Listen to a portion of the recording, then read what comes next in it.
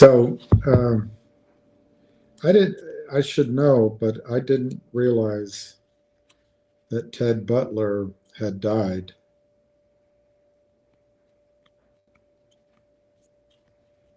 And anyway, it's not like you would know who he is, but he's one of the guys who has been leading the charge on calling out the corruption in the, particularly the silver market, but the bullion markets.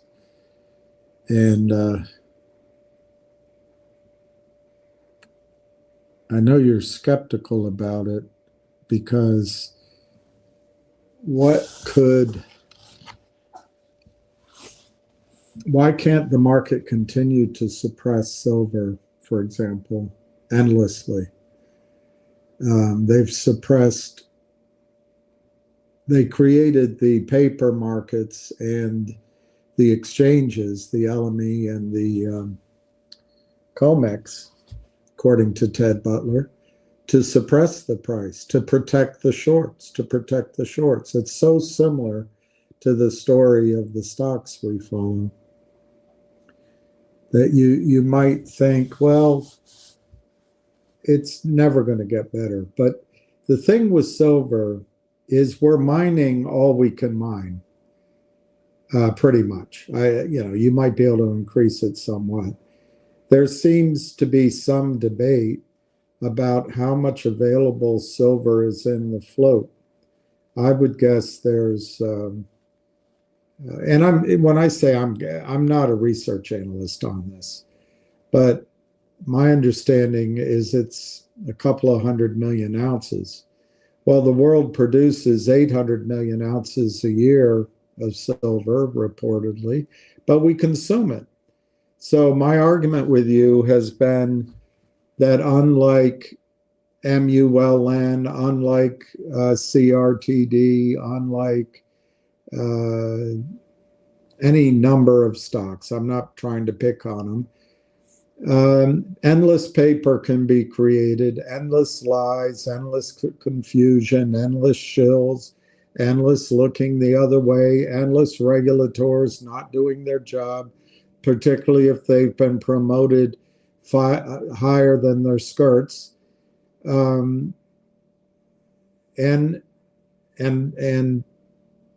fatter than their suits. But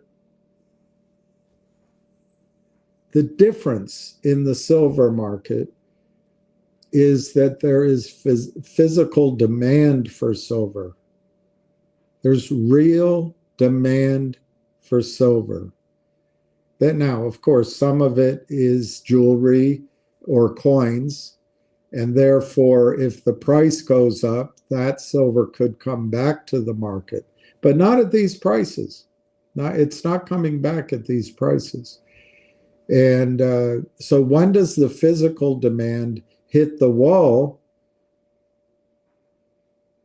of non-existent physical supply? I mean, there's a tiny bit, but it's different than gold because gold can be played with by governments.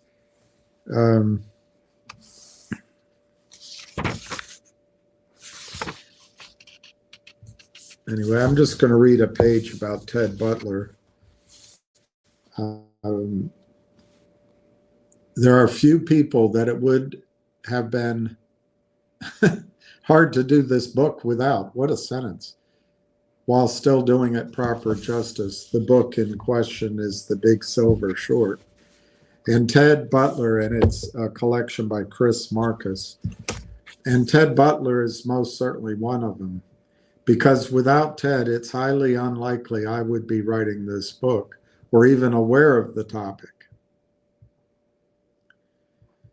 Years before talking about JP Morgan and silver manipulation became commonplace, and years before bankers were being charged and arrested by the Department of Justice, really? Ted was writing about what was happening in his newsletter under Butler Research.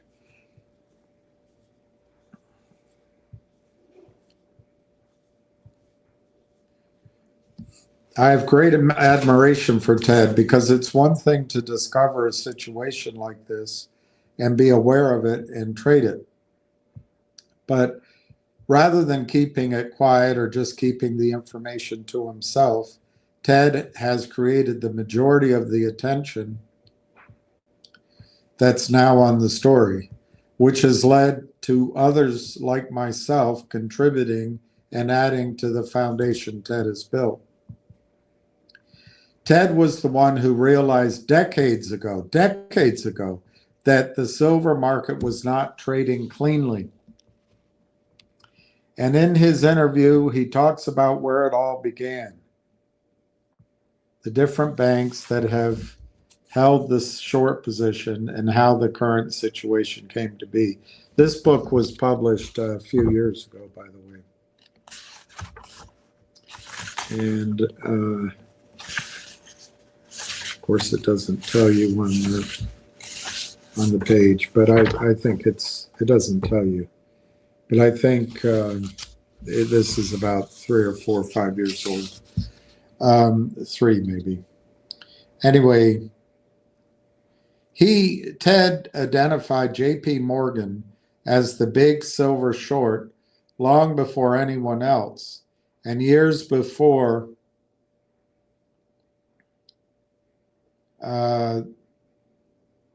others confirmed what he alleged. Ted also opened the eyes of many in the silver community as to how large the short position has dominated, how the large short position has dominated pricing, as well as how, and by the way, that's what happens when a short position becomes large.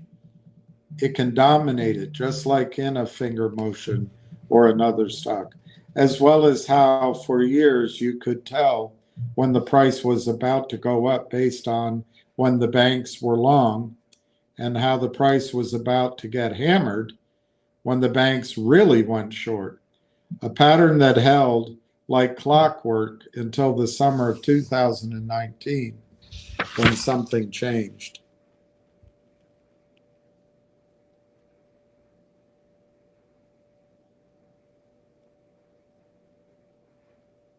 This interview, I'm not going to read it right now. Maybe I'll do it later. The interview was recorded in 2019, and silver that day was $15.10. And he did an interview with Ted Butler. I'm not going to read it right now because the market's still open. And I want to wish everybody happy St. Patrick's Day. And I'm sure Lucky, if he knew you, would wish you happy St. Patrick's Day too. Let me go here. He's the best boy.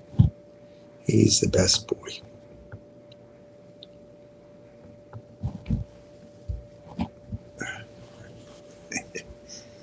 My 2 colors are green. I don't have any good green to wear.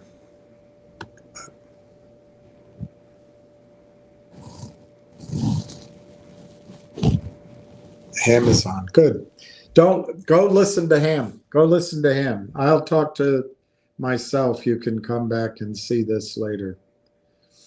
You can hear this later.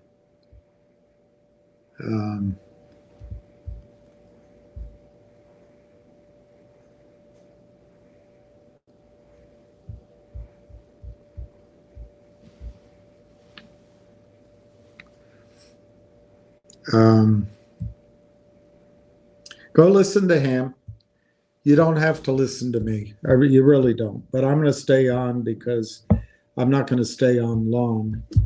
I had an all-day appointment, and well, the appointment wasn't all day. Getting there and getting back was. So that's how it is. But please go listen to him. He's on X, or you can call in. But please listen to him. Don't listen to me. I can't give you any scintillating update.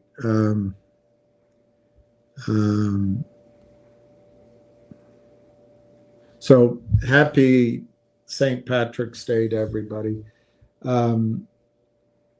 Please go listen to him and come back. I'll still be here, but please go listen to him. I didn't realize he was on, and I don't want to step on him. NIXX, you've got 15 minutes left to the day. NIXX is $1.96, and let me see if this chart is still here that I did for NIXX. This one. I really think, is that NIXX? No, that's Finger, which is a good chart. Don't get me wrong, that's a very good chart. This is the one for NIXX, and I think NIXX has broken through that downward trend right there. So let me see if I have a better chart that I can share with you.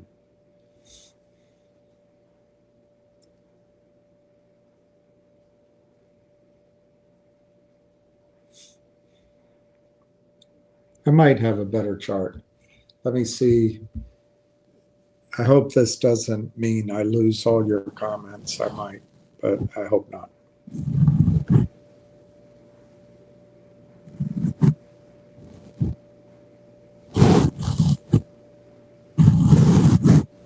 I hope I don't lose your comments. Let me look.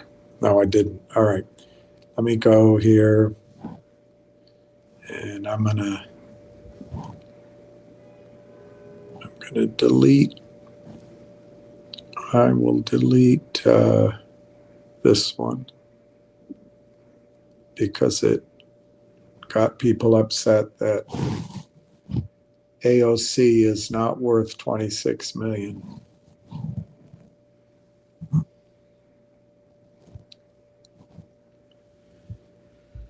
All right, just give it a second. Here we go. All right, here is NIXX.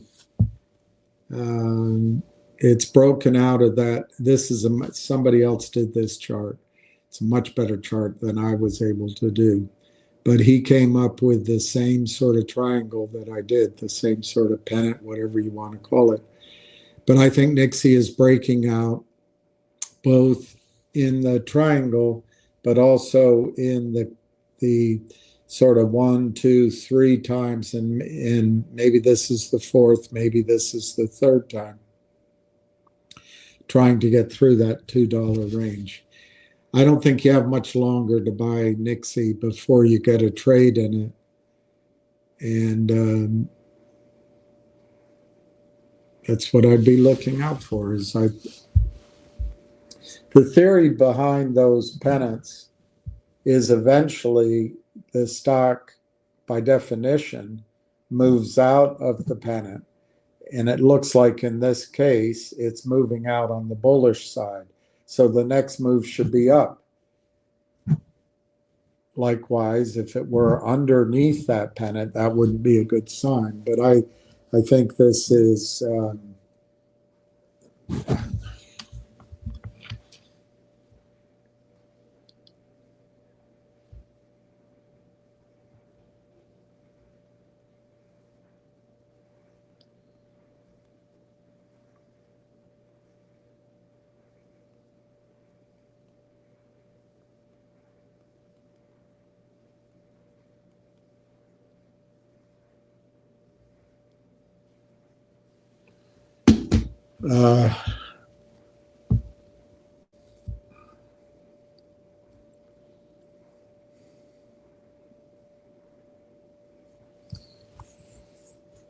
all right, so that's that. Let's take this down and let's go back to your comments.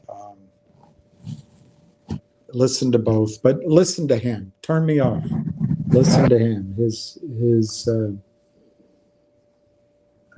Look, I didn't know he was coming on right now. I don't want to conflict with his presentation. Hey, John. Let's go to the top here. I see. Yeah, I did miss. See, I did miss. Darn it. By switching over there, it chopped off a bunch of the comments. Darn it. I have to. So there's a bunch of you who had comments, and I think they're gone. Hey, Lou Grasso. Hey, Hairline.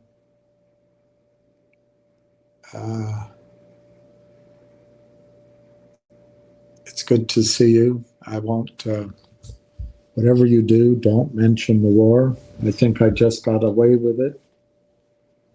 But don't mention the war.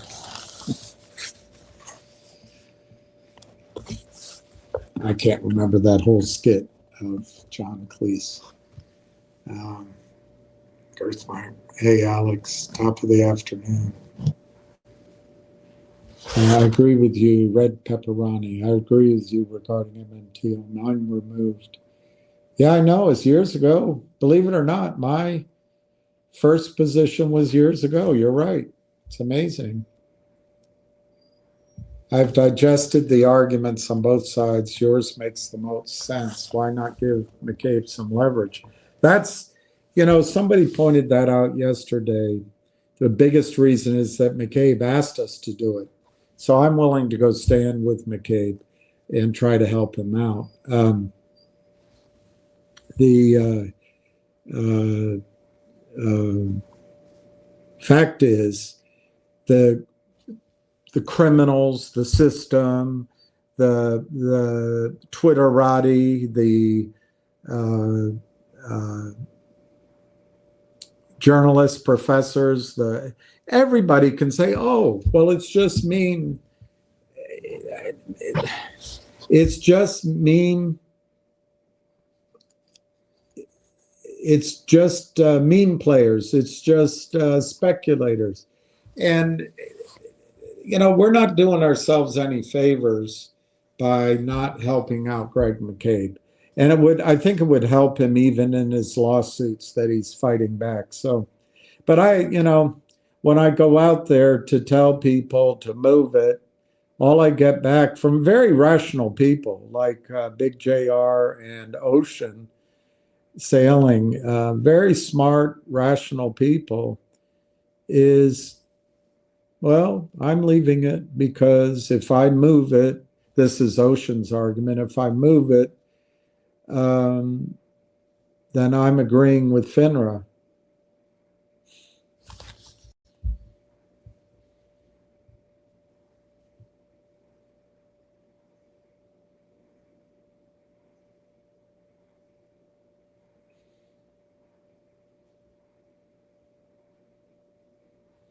The front door of my house is wide open, and somebody came in and beat up my husband and left him helpless on the floor and committed a crime.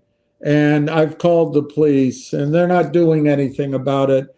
But I checked with my attorney, and they said, don't close that door, because then you're agreeing with the criminal. You're allowing the criminal to get away with what they did. If you leave the door open, you leave the crime scene raw, and you're stating that you don't accept what the criminal did. That's a bad example, but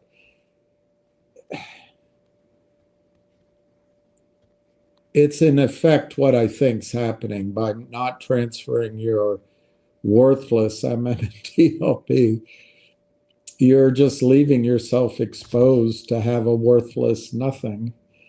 There will come a time when I think when the mass majority of people agree with me, and then it'll just be a race. It'll be a 24-hour race to get shares delivered. I could be wrong. because there's also very likely going to be brokerage firms that settle with their own clients one by one and offer everybody, because they're going to have to get releases from everybody. And Ocean's attorney is making a distinction, which I think shows that her attorney is not a securities lawyer or is an attorney that's ever gotten releases on a settlement. I don't know, maybe that's a divorce attorney or something. But if, let's just make it up, if Charles Schwab settles with its clients, they go out and they call all of their clients, but they only call people with the MMTLP in their stock account, and they get releases.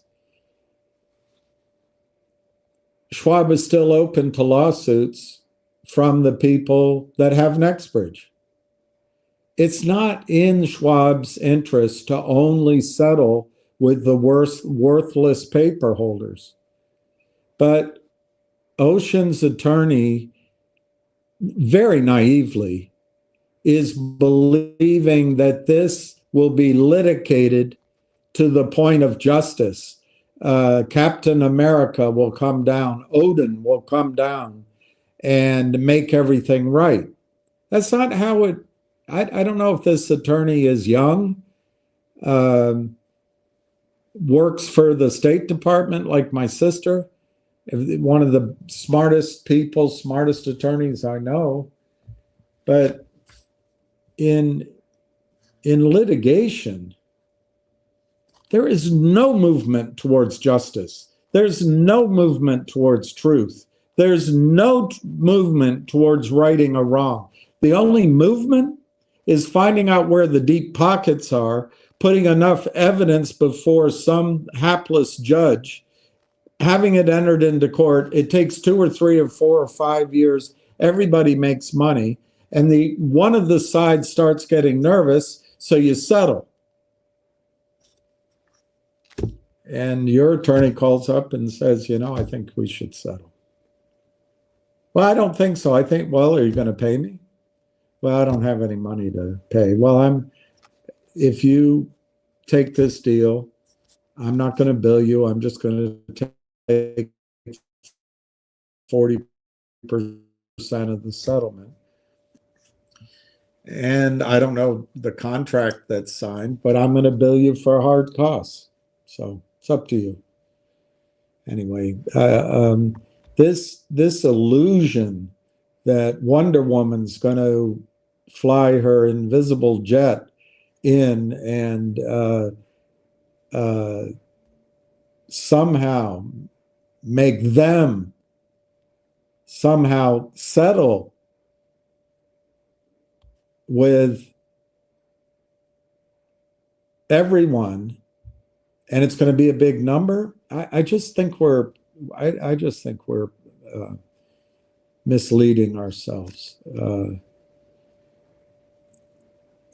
and to put the investment, to have an attorney tell you that you don't have a right to close the front door with your roommate or husband lying on the floor battered, because by closing the door to protect your roommate or husband, you're therefore agreeing that the criminal came in, beat up your husband, left, and therefore if you close the door, you're agreeing that, hey, it's okay with you. Makes absolutely no sense. I mean, this is poor advice on a scale that only a non-attorney could suggest is poor advice, me being the non-attorney. I obviously don't have enough training, zero, and I'm not an attorney, because only as an attorney could I come up with the obtuse logic that you should leave your front door open so that your roommate can get beaten up again Otherwise, you're agreeing with the criminal. It makes no sense to me, but whatever. Even if everyone moved half, yeah, everyone had half. Yeah, go listen to Ham's call.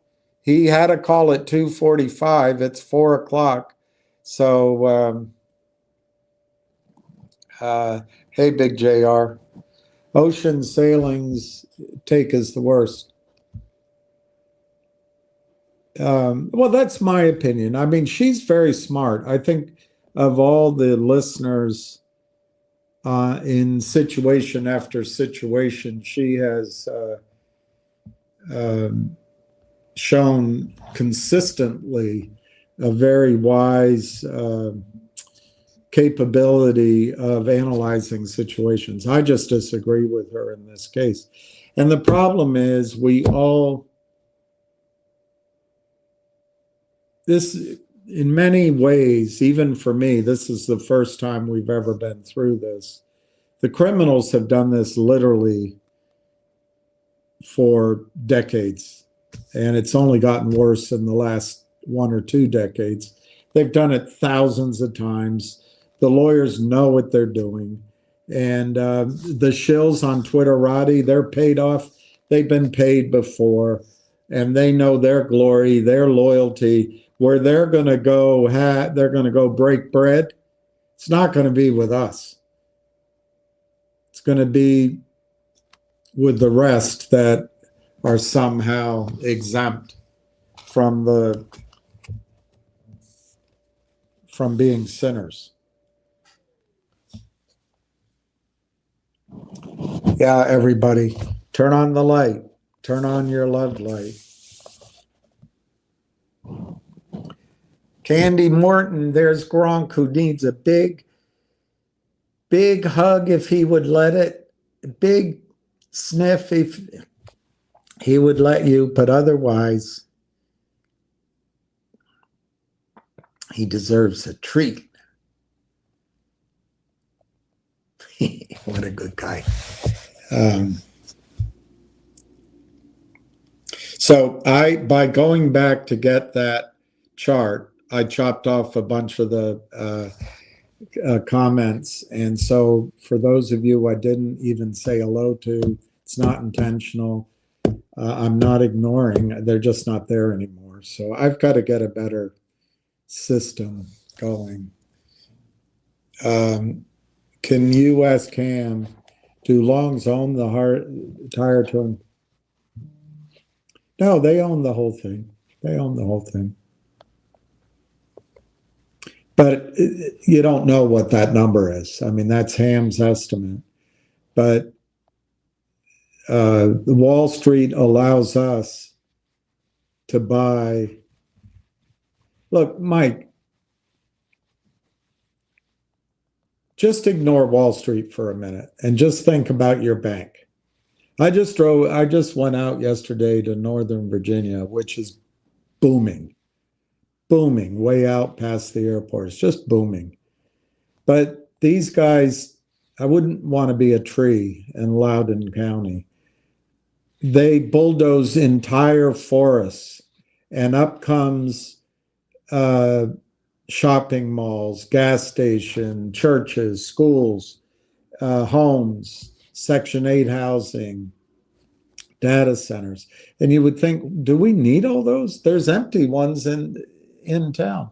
Well, apparently we do. You know why? Because you're creating money out of thin air. You're lending that money into existence. So when you open your bank account, you see that you have $10,000 at Chase Manhattan, and you assume you have it. It's a black and white entry on your statement. When you open your computer, it flashes at you, and then it shows up. It gives you your last transactions, asks you if you want to pay a bill or transfer the money, and you don't. You just close your computer and you go, wow, I've got 10 grand. And you never think another thing of it. It's FDIC insured. You trust the banks, you trust Congress, you trust the president, you trust the Treasury Department, and it's fine. you use your Chase Manhattan debit card when you go to buy dinner for everyone, and it works. You Venmo a friend of yours a couple of $100, it works, and you check your account, and instead of 10,000, you have 9,700, and you're like, wow, it's great, love it. I have no worries in the world. But it's all a con job. It's a complete con job. The banking system is a fractional reserve banking system. And if you have 10 grand there, the likelihood is there's only 1 grand in reserves at Chase Bank. Believe it or not, many argue there might only be $10 for your $10,000. So the reserves of real money that Chase has is 1/10 of your money, but you're happy with it. You're happy with it because of all the reasons I gave. But the fact is, our banking system is a fractional reserve banking system. Well, that's what they're trying, the geniuses, and they're not geniuses. They just drank at better schools than you did. That's all. And they see an opportunity. Well, if they're some certain group of them probably didn't drink at all, but they hung out somewhat self-confidently whilst others drank.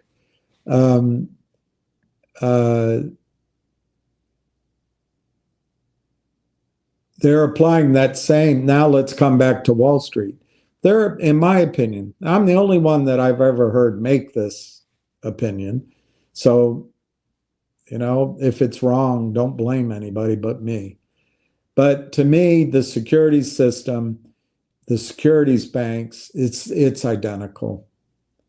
They figure if you have 10,000 shares of finger motion, all we really need to keep in reserve is 1,000 shares. But they take it one step further. They feel like we don't have to keep anything, or we don't have to settle anything, because the clients of our prime broker are suppressing the price, so there's very little risk if we just carry the position. And all we have to do for Mike is when he sells his stock, we have to be able to locate stock, whether it's real or not, by the way, close that out, and make sure that his account shows money. And he's just as likely, if the stock pulls back, to buy back into Finger, or he'll go into another stock like that, so we can move our expanded balance sheet to a different position. It's massively increased assets under management, huge fees, huge commissions, stock loan, and it's all, we trust them. We trust them. There's systems in place. The American Stock Exchange, NASDAQ, over the counter, New York Stock Exchange, they never let anything go wrong. They are here to protect the public.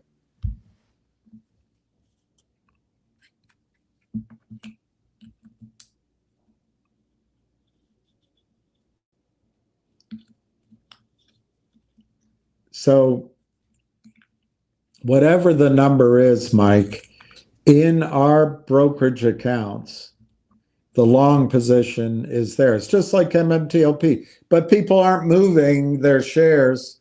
To help me prove this to you, So it's a matter of confusion. Still, we trapped the shorts, but people don't want to move their shares. It's too much effort. Anyway, I'm not bitching. It's a pain in the ass, but I did it.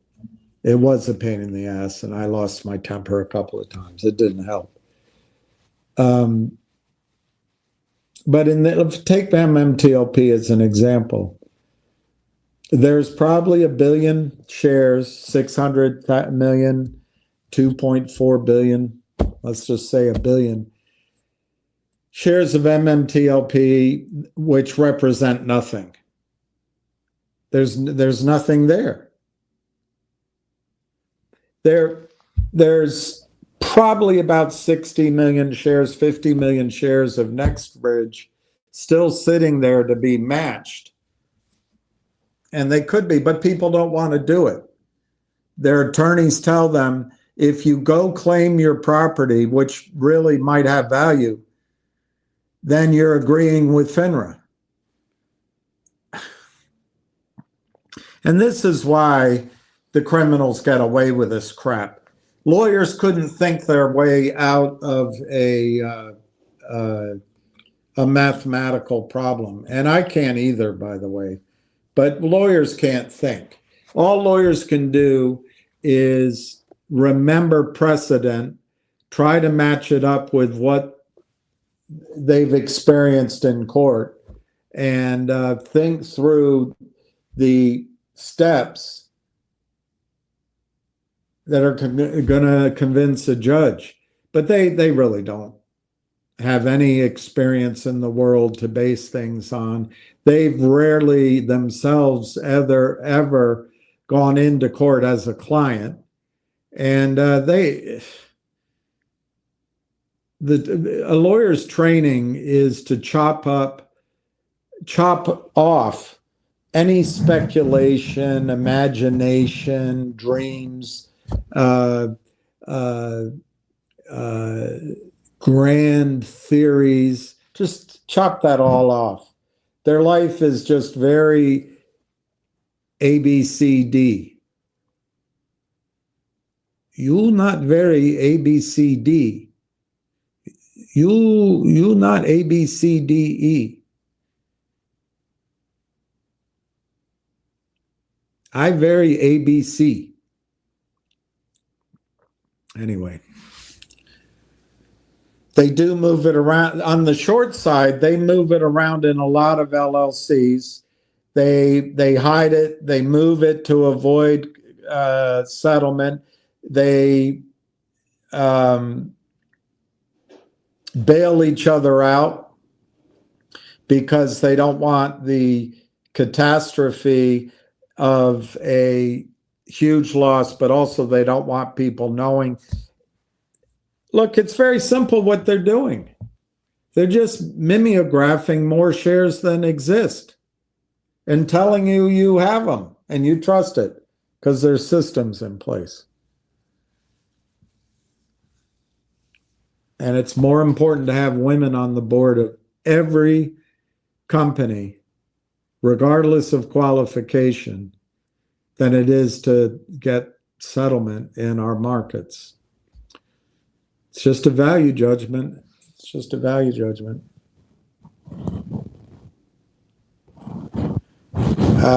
Yeah, it's a great day, St. Patrick's Day. The luck of the Irish. No food, water, poverty, discrimination.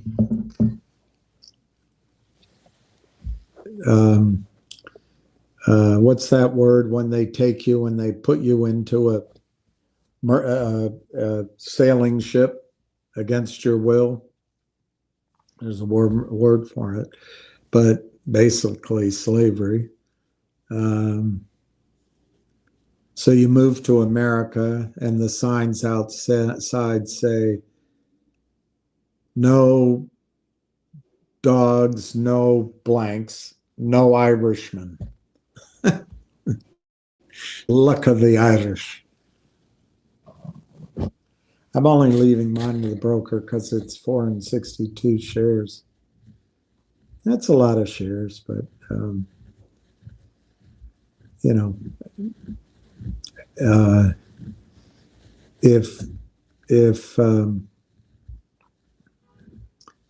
Greg McCabe were to get NIXX based on the South Louisiana properties to $100 a share, that's $46,000. So if you got it to 50, it's $23,000. It's a lot, but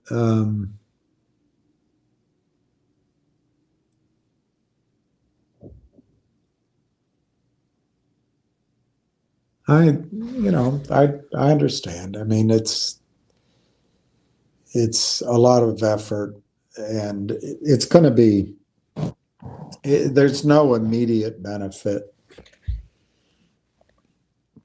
It looks like NIXX is going to be under the gun for months, if not longer. So I don't think there's any urgency other than your specific brokerage firm could run out of shares. But nobody's moving, so that's unlikely. And we'll just leave Greg with a amorphous argument that he can't back up. So we'll just leave it in the hands of the liars and see what happens. I'm not budging from my brokerage accounts to AST because I think they will split the settlement. Those in AST will get NHB stock. Those outside will get a settlement.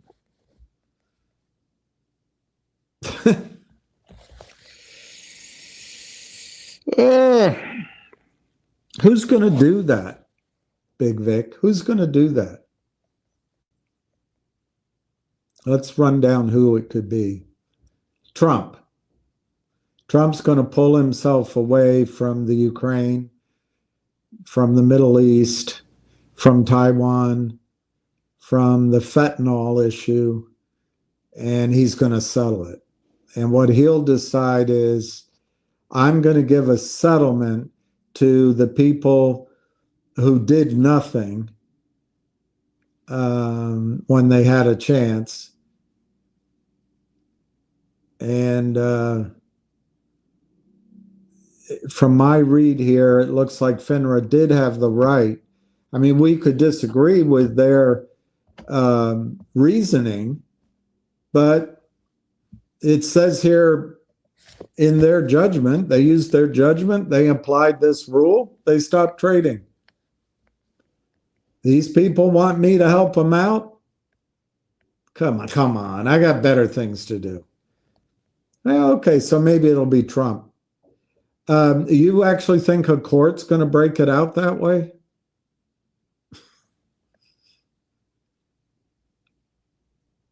Okay.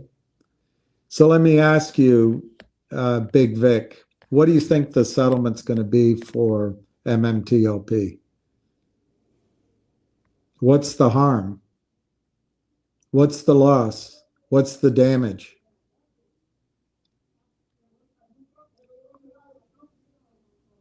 I know what we think. That's what I think.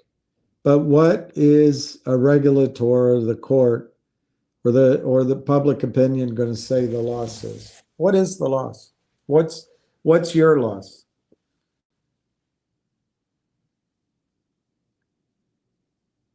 I'll tell you my loss. I can't tell what yours was. My loss was that I put basically almost 40 grand into the stock.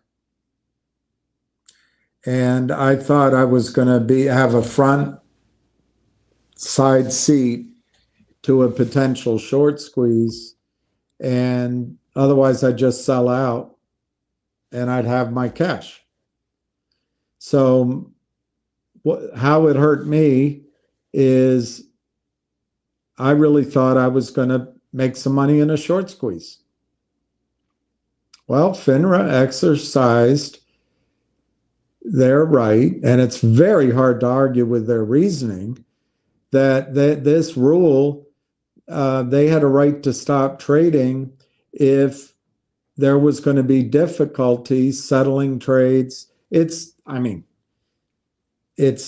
oddly selective in this issue on their part. But I really think broker-dealers called up and said, what the hell? This started trading last week and you're asking us to settle next week? There's no way. There's no way. We haven't gotten delivery on 10 million shares. Where are we going to come up with this? And, so they stopped trading. And you're betting that Donald Trump says, well, you didn't have a right to do that. Well, it says in this rule that we damn well did have the right to do it. We'll take it to the Supreme Court. Well, luckily that Carney Blythe, whatever her name is, she's a conservative, but she votes with the liberals because there is no such thing as a conservative woman. How's she going to see Amy Coney Barrett? How's she going to see it? When's it going to happen? I think your thinking is really what's the word?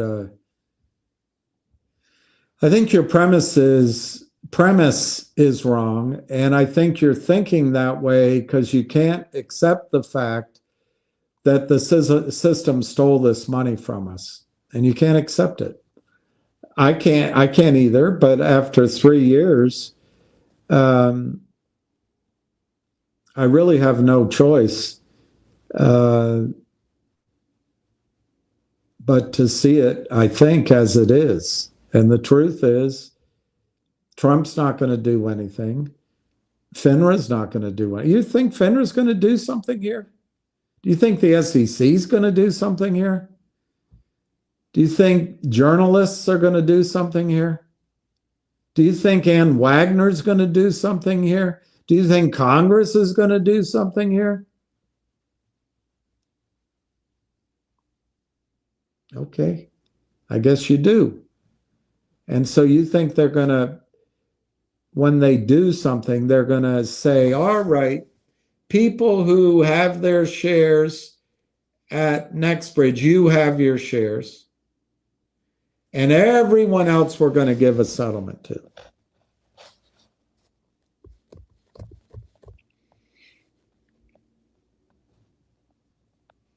Okay, let's imagine something. Let's just imagine something. Let's imagine NextBridge is worth $50 a share. And the system offers you a settlement of $5. Are you going to sign up? Are you going to give the release? Are you going to be happy? Hell no, you're going to say, that's not fair. The people that have the NextBridge shares have $50 and we're only getting $5. And people are going to laugh at us, and laugh at not you personally, but the whole group, and say, what the? You're lucky to be getting anything. All right, that's one example. How about if you flip that on its head? Let's say NextBridge is worthless and you get $5 a share for MMTLP. Do you think the people at NextBridge are going to sit for that, the lawyers? You don't think they're going to file and say, what the hell's going on here? You don't think our clients got hurt? Your logic is really, it's like reading like you wrote a letter to some girl you're hot on, and you worked on it all day, and you reread it. It looks great to you. And so you sent it. And then the next day, let's say it's an email. And then the next day, 2 days later, you go reread, because she hasn't responded. You go reread it and you find a glaring typo in it. Because when you wrote it and you reread it, your eyes made the same mistake over and over again. 2 weeks later, with fresh eyes, you caught your typo and it said the exact opposite of what the letter wanted you to say. That's what's going on here. I think you're thinking here, Big Vic, with all respect. I think it's just a mistake. You're 100% wrong. But you feel that way about how I'm thinking. So I'm not mad. I'm not disparaging you. I'm not. So Mullen had another reverse split.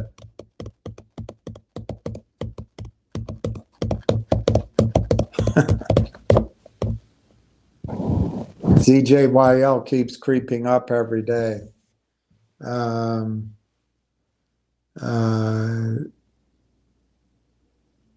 Yeah, it's just amazing. Ham's call is over. Well, welcome back. Welcome back. I didn't know he was going on a call. I never would have gone against him. What goes on at a financial conference like the one Finger is going to participate in? I don't know which one it is, but typically the first day, typically conferences are profit centers. The first day is a meandering arrival period. So there'll be maybe a mixer or a some sort of cocktail hour, maybe. But there's a registration, so people drift in, drift out, make their hotel arrangements.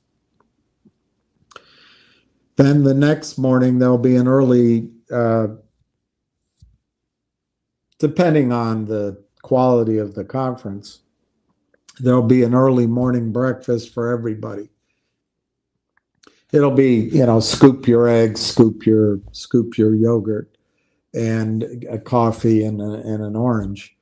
But everybody can gather around tables, say hi, how are you, avoid talking to each other, pretend that they're busy in the corner, whatever. Then registration will be open. And then usually what happens is there's, whether it's in one big room or it's in breakout, more than one, so you have to go to different cones of the conference, there'll be presentations. So a company like Finger would get up and give a 20-minute presentation. Then again, depending on the conference, there'll be breakout rooms. And in the breakout rooms, the shorts can go and ask questions of the CEO. And the CEO has no idea that it's the shorts. The shorts are just there to make sure that there isn't a surprise so they can continue to crush the stock. If the CEO did a good job of attracting buying, they can come crush it. The other thing is the shorts can come in and offer financing, like we'll do it without a toxic note. We'll do it at the market. We'll do it above the market. They'll just lie like Satan. They're just liars. And they enjoy it. They see the world as the great unwashed and the undeserving and the elite few. And they enjoy it. They enjoy it. And if you question it, it's your problem. And, you know, we don't challenge it. I don't know why.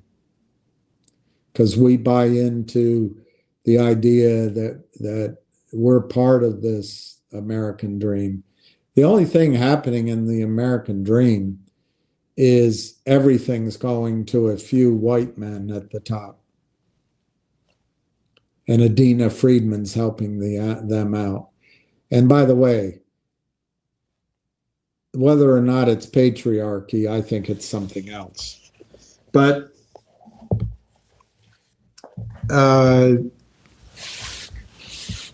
if you attend the conference, the breakout rooms are golden. If you have studied the company, you can ask questions, and you'd be surprised what you can learn in the breakout rooms. And then that night, there'll be a gathering, and then there might be dinners. And the CEO, like a finger, would have a dinner for 15 people. And once the table's full, that's it. And he buys dinner. And then the next day it happens again. Some conferences you can see the presentations online. You'll never see the breakout rooms online. There'll be other conferences. There's like a big room where everybody has a booth, and you know, you wander around and you can pick up the book, the prospectus or whatever, and you can shake hands. Other conferences, there's no presentation at all, and you go booth to booth. They're all different. But you meet investors, you meet bankers, and you meet the companies, and you network, and that's what the conferences are. I admire Martin for going to these conferences. A lot of CEOs sit down in Florida and play golf and take phone calls and feel like they're doing their job.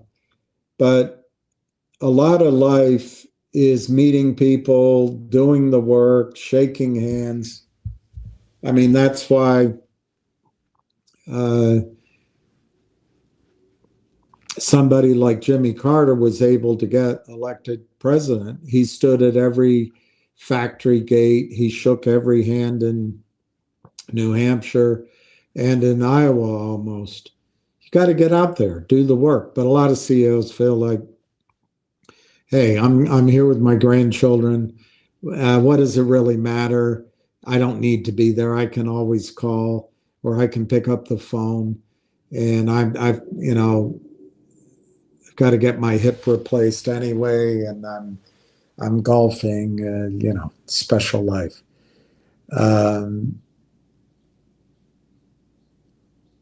So I admire Martin because he goes above and beyond, and eventually it clicks. But the conference I went to in Atlantic City, for example, great stories. It was like the most stylish pimp going into junior high school gymnasium class for girls. Kurt Kramer was there to find further victims. And so some conferences are just set up for Wall Street to find their next victim. So they have different... What did Ham have to say? My line wouldn't connect. I don't know. I didn't hear it. I would imagine he said that if they thought they could win, they'd let the stock go up. He probably said he doesn't know how they're still standing. He may have reminded everyone that there's rumors of a buyer of the stock for millions of shares. He may have reminded everyone there's rumors of a large company buying into finger motion. I'm sure he would have talked about the fact that the earnings are coming, the audit is finished, and that finger motion is on the verge of significant positive news.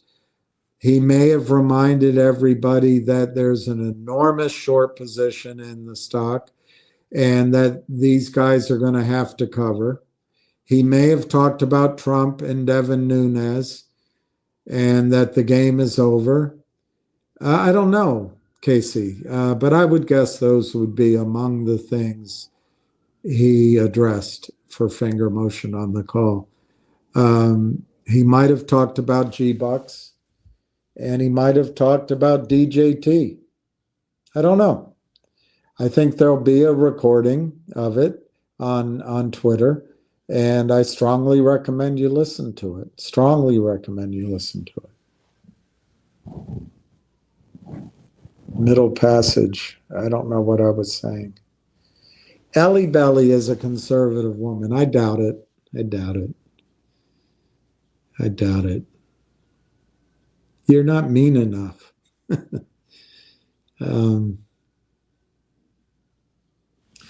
You're going to break it down that you're fiscally conservative, but socially liberal, which, by the way, is probably where I come out, except for and the problem is you're not allowed to talk about it or think about it or try to understand what's going on, because then you're part of the patriarchy and you're suppressing women. But I do believe that for 60 years, the Western world, and now because of the internet, it's going around the world. So humankind is entering into a gigantic experiment, which basically boils down to women saying, what's yours, we'll negotiate. What's mine is mine. In other words, we want the powerful jobs. We want the good jobs. We want the education. We want careers. We want the money, which I have no problem with that. That's all fine. But we're not going to negotiate on reproductive rights. We're not going to negotiate. So we're not going to say we're willing to consider during our best fertile part of our lives, we're willing to have children and delay going in for careers if society would adjust the career paths and allow us to do that. We'll do it. That's one example. Another example is we are going to make the money, and women are making money. I live in a city where the primary home buyer is female, where most of the relationships that I see, the money is made by the woman. I live in a city like that.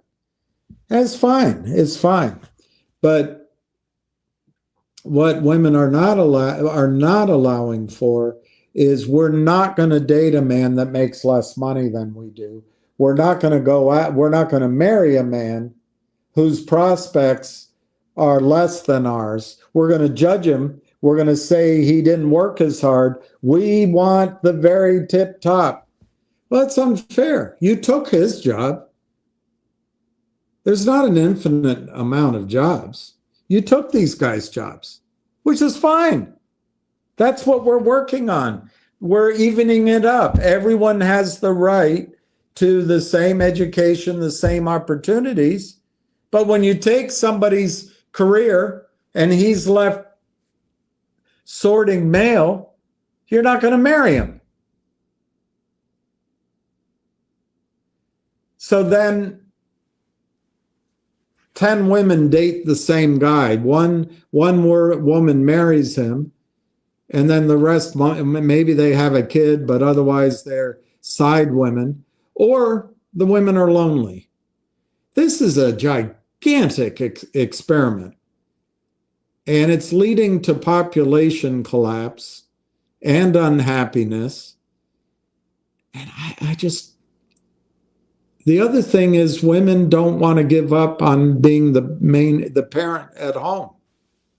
They'll get a nanny, but they're going to be the main parent. They have the job, but if there's a man there that works as a bricklayer, is the father, or there's a man there that works as a barista at the local coffee shop, they're not going to let him have custody of the children because he doesn't make enough money. Well, they're not going to share in paying. I don't know. It's just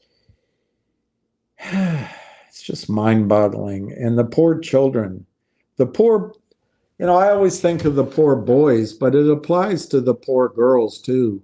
They grow up without a father figure, and it's all because the mother can't bring herself to marry a man who makes less money than she does. But she took his education, she took his job and his training. Oh, well, he should have worked harder. Well, come on. There's only so many positions.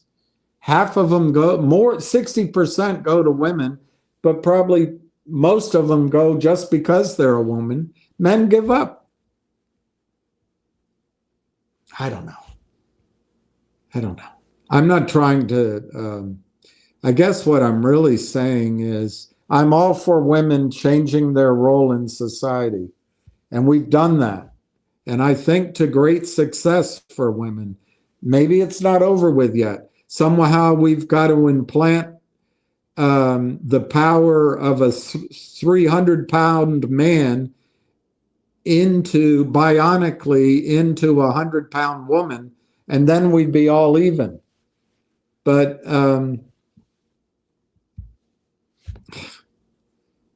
women have the choice of who comes into the world. Men don't. And the courts are set up for women. It's just a bad deal for the guy. But look, it's fine. I'm all for women being happy, having all the opportunity, getting everything they want. I just think women have to allow men to have different roles and accept those men. I don't know how the feminist movement turned into hating men, because I don't think men hate women, but women hate men. And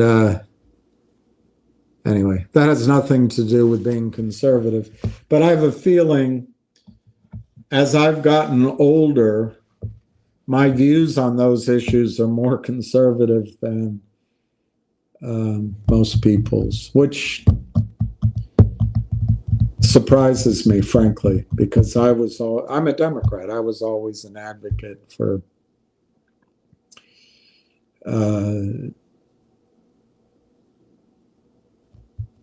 equality of all kinds.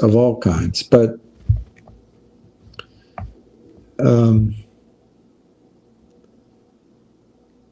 there might be a reason that society I don't know what it was. Is it 300,000 years? Or is it millions of years? Because you get different data points from archaeologists. Or is it just 6,000 years from when the Bible, Noah's Ark? I don't know. But how was it over millennia that things evolved in a certain way. I don't know. But maybe there was a reason for some of it,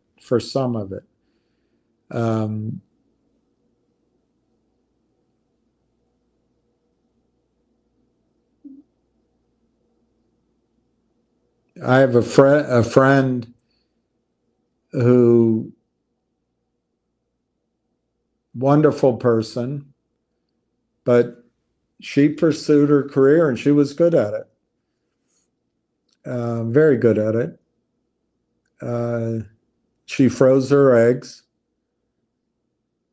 and then she stopped out, tried her hand at something else, and married a wealthy guy, and let her eggs go. But that's always the escape valve that women have. Men don't have that escape valve. So men have to take their career seriously because they have no choice. Women can go in and after 20 years say, or 10 years or 5 years, say, I was great at it. The patriarchy stole my opportunity. So I need $30,000 a month to raise children. I don't know. I'm mixing a lot of thoughts, Sally Belly. I do think there's conservative women, but a lot of the statements I make are for dramatic effect. They don't stand up to intense scrutiny. But I think as a general rule, let me narrow it down to Amy Coney Barrett. She's no conservative. She's no conservative. She votes with the liberal side. And she might be conservative on abortion because she's Catholic, but I don't know. I have no idea. Most women will say, it's our body, it's our choice. Well, I mean, that seems to be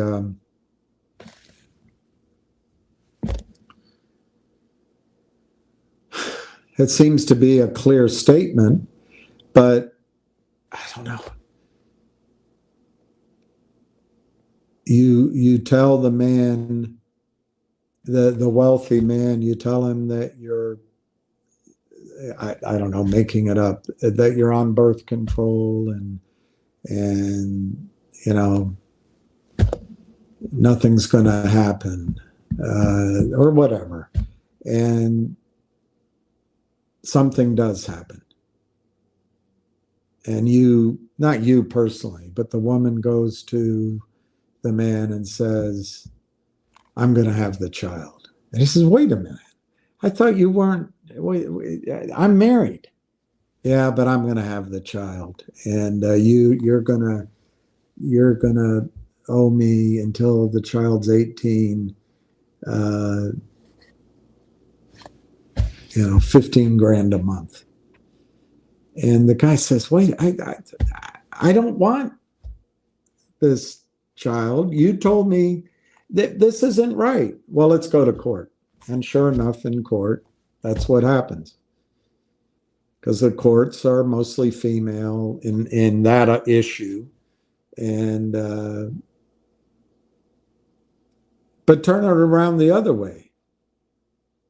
Let's say the guy is in love with the woman. I've been in love with her for 5 years. They've dated on and off. She's been carefree. There have been some other men. She really cares for the guy, but she doesn't have that her knees don't wobble when he walks in the room, but he's a good guy. He's a good friend. And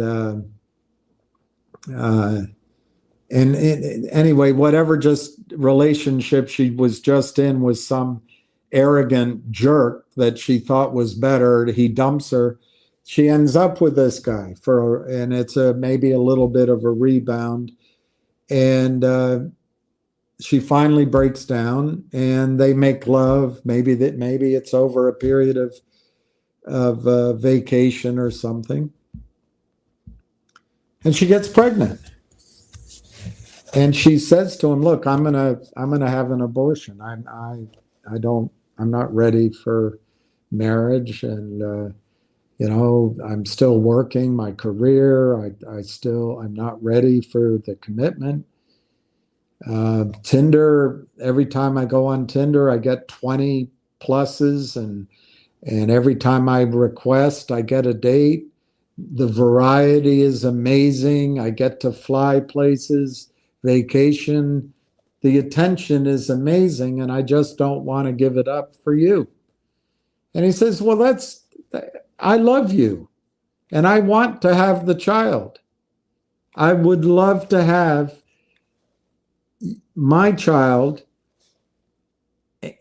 be your child. I would love to have the child." She said, "No, I'm not going to do it." Where's his right? Where's his right to say, "I want to have the child"? Doesn't exist. Simply does not exist. So I'm making the prototypical woman can decide the man's economic future by having a baby, which he doesn't want, and she doesn't love him, and he doesn't love her. And it's his responsibility. But if he wants the child, there's no court going to say you can have the child. So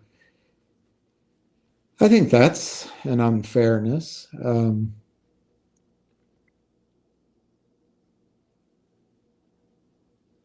It's tough.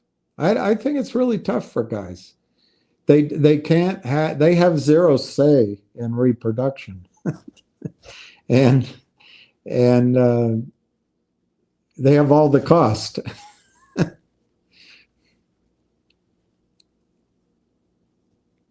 It's amazing.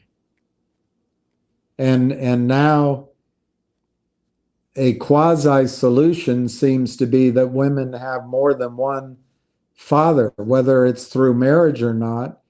They'll marry one guy, get divorced. Look at Giselle, whatever her name is. As soon as she gets out of the marriage, she's pregnant. I don't know. Guys do it too. I hear you. Look at Tom Cruise dating a young woman. Look at Leo DiCaprio dating. I mean, I get it. But I'm talking about most of the guys. I'm not talking about the exceptions. It's just not a fair setup. So in the battle for gender equality, as a friend of my brother's said, they want equality. Why would they give up so much power? But in this perceived righting of the wrongs of the patriarchy, change the role for men. Change the roles for men. Change them and accept the men in those roles. Accept them. But it's funny. We're turning into a world where women share the same man, and they're okay with it. Because, as Amy Winehouse said, you don't like ballers. You just want a man 6'2" or taller. You walk in the bar, dressed like a star. Whatever, showing off your F-me palms. You ain't got a clue. Let me look up those words. She was great. She destroyed her her health, but she was great. She was fearless in writing down what's going on.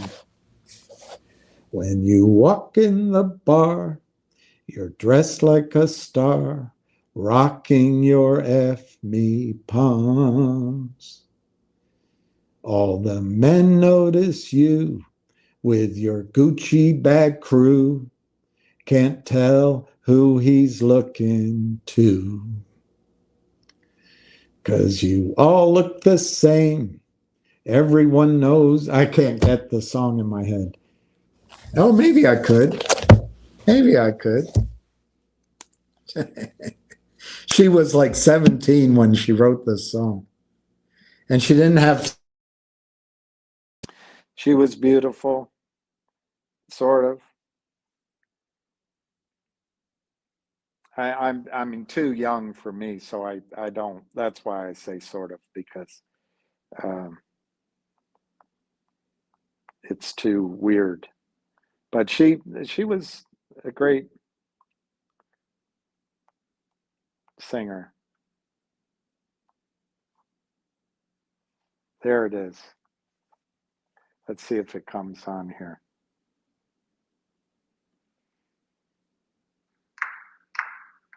See, it doesn't work.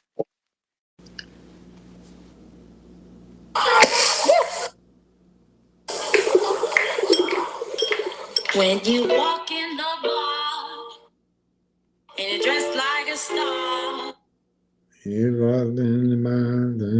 I don't know why this is not coming. Anyway, it's not... I can't do it. It's not coming on my earphone. 'Cause you all look the same. Everyone knows your name. And that's your whole claim to fame.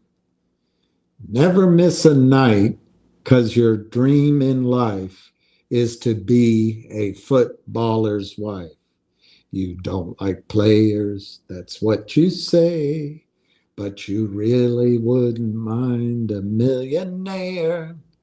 You don't like ballers, they do nothing for you, but you'd love a rich man, 6'2" or taller.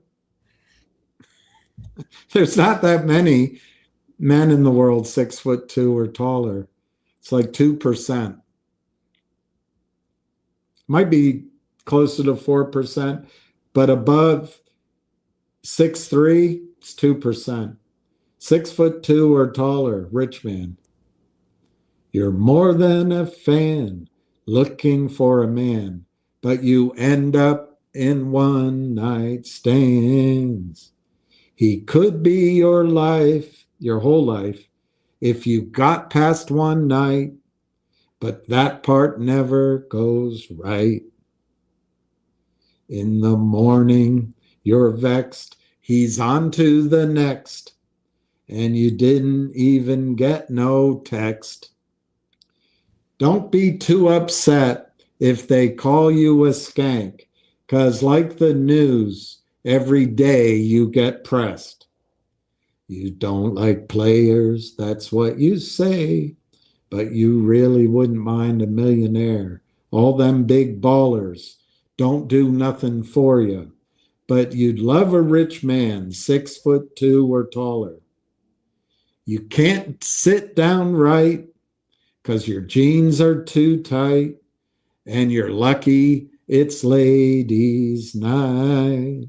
With your big empty purse, every week it gets worse. At least your breasts cost more than hers.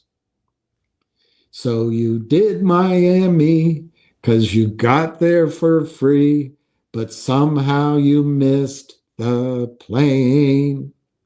You did too much met somebody, and spent the night getting caned. Without girls like you, there'd be no fun. We'd go to the club and not see anyone. Without girls like you, there's no nightlife. All those men just go home to their wives. Don't be mad at me, 'cause you're pushing 30 and your old tricks no longer work. You should have known from the jump that you'd always get dumped. So dust off your F me pumps. What a brilliant song. She's 17, she writes that. It's brilliant. I couldn't have said it better, so I won't add to it.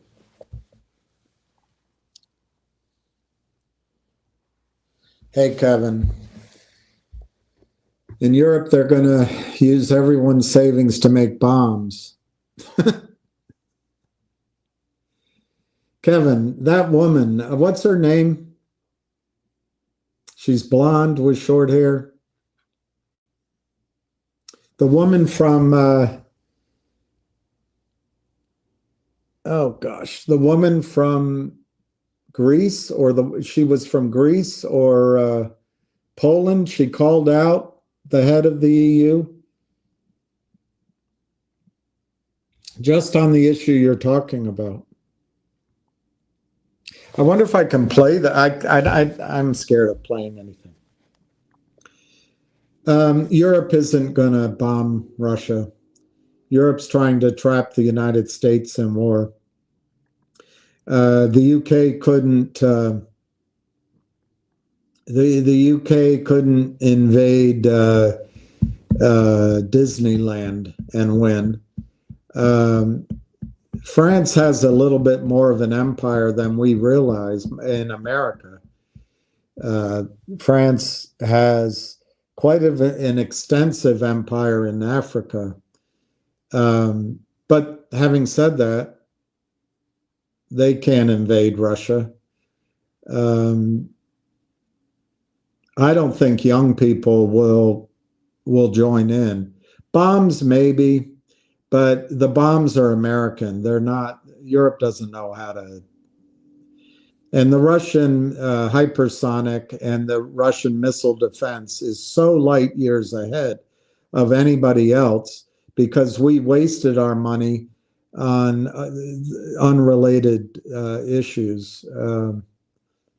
Yeah, it's a sadness. Europe is really in trouble, and I think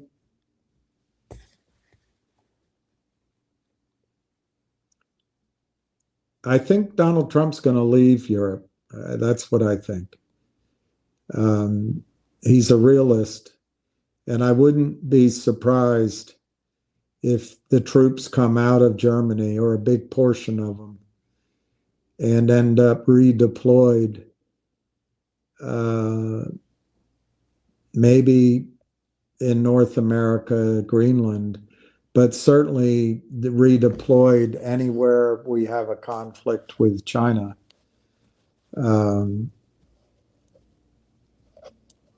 We're getting out of NATO, and we're going to get out of our endless wars, except for our genocide in Palestine. I don't know why that has to continue.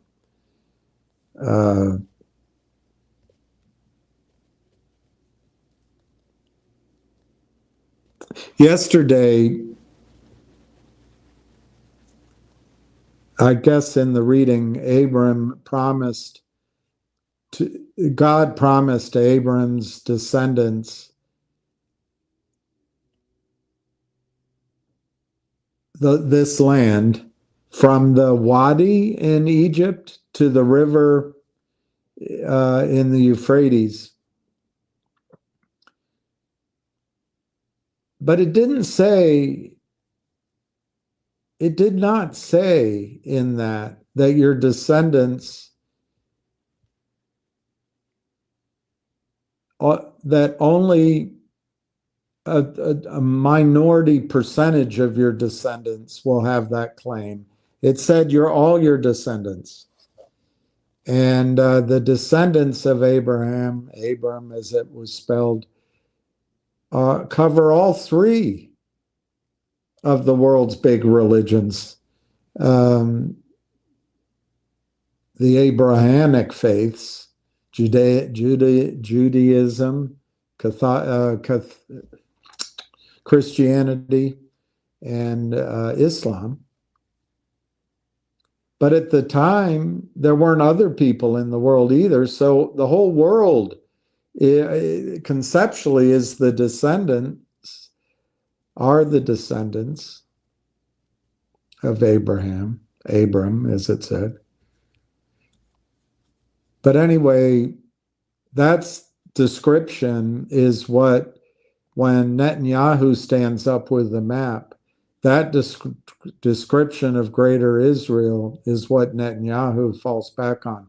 It's not limited to Gaza. It's not limited to certain parts of the West Bank. It's not limited to the southern part of Lebanon. It's all of it.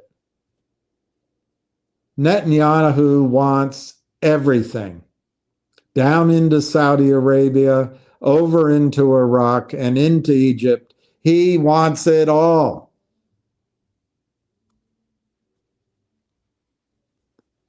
Because God promised it. I think it's a really selective reading of everything. But I think the United States is going to remain engaged in the Middle East, in the disaster of Israeli policy. Absolutely disastrous policy. So whilst we may be doing the right thing as it relates to Europe, and we may be focusing on making North America economically powerful again, and we may be buttressing our defenses against an ever-expanding Chinese power in the Pacific, America is going to go down in the Middle East, creating Netanyahu's vision and Ariel Sharon's vision and the rest of the right wing's vision of greater Israel. And anyone that gets in the way, smite them, smote them, because it's God's will. This is not something you should say we're lucky to be involved in, unfortunately. I hope we wake up. I'm stuck at TradeStation with 94% of my MMTLP shares. Well, my observation on that is you waited too long. They don't have, I think TradeStation, Moo Trades, Webull, Redbox, whatever they're called, they never had real shares. Never had real shares. So that TradeStation, it was an exemplar of the counterfeiting in the U.S. markets. And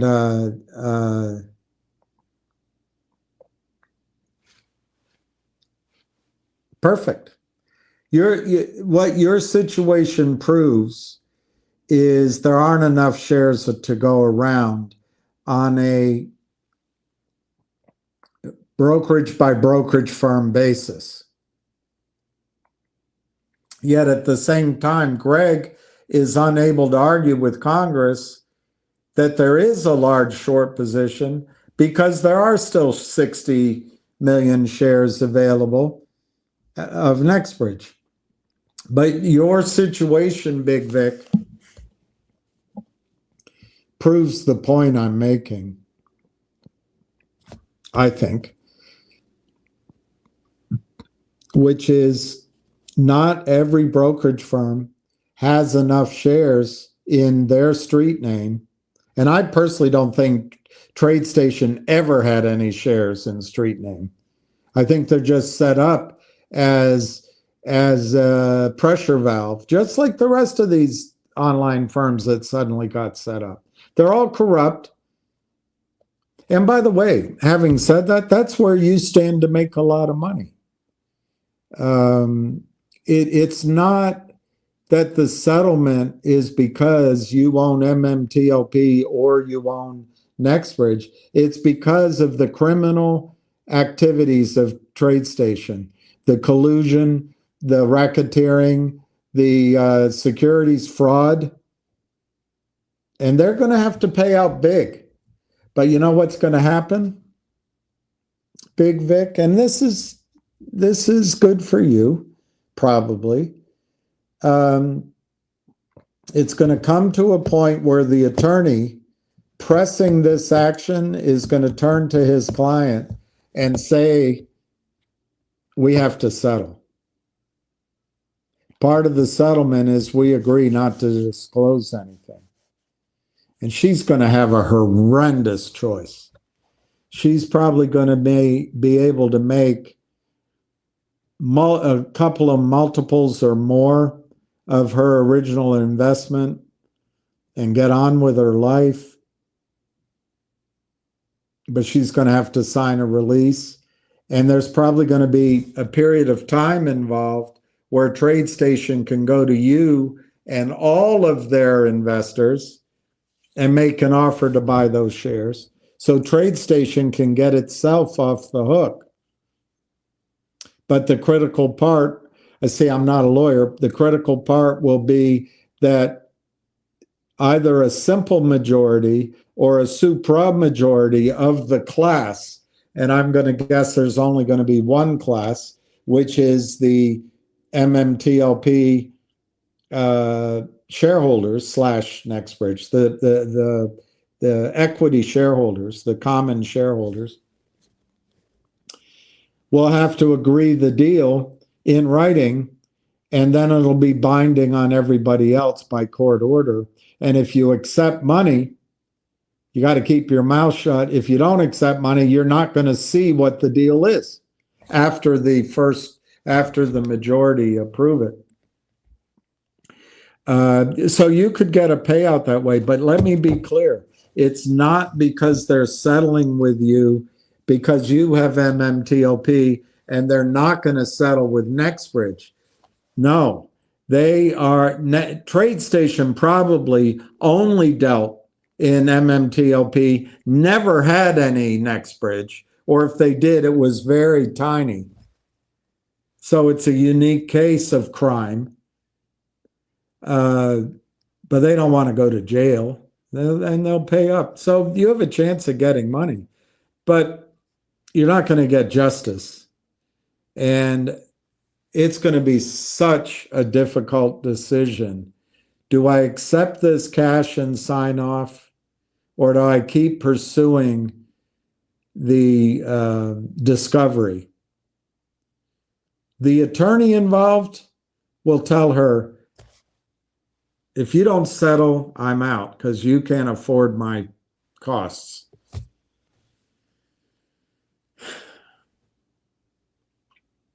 That's how it's probably going to end up.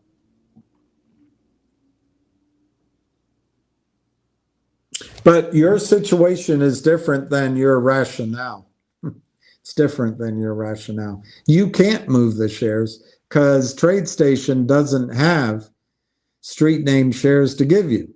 So stop coming up with a complicated rationale. You bought shares at a firm that from the get-go didn't have any real shares. What happened to the Roth Capital 37th annual meeting today? Oh,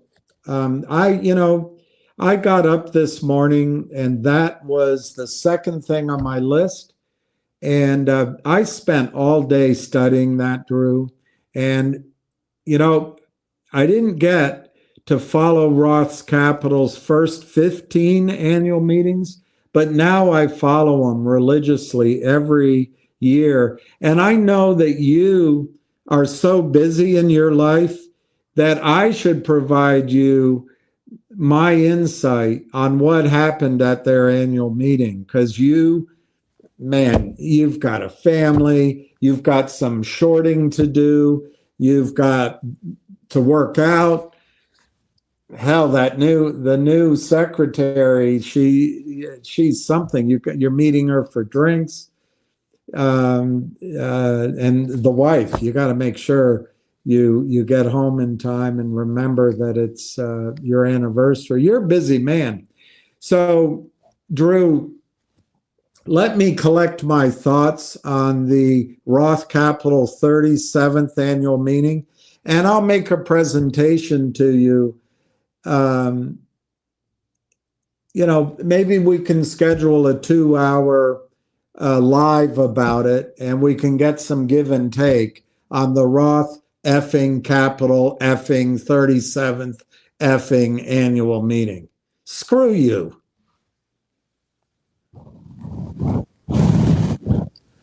Yeah, I think I could get Greg McCabe on. I would probably, if I were to get Greg McCabe on, I would probably ask, some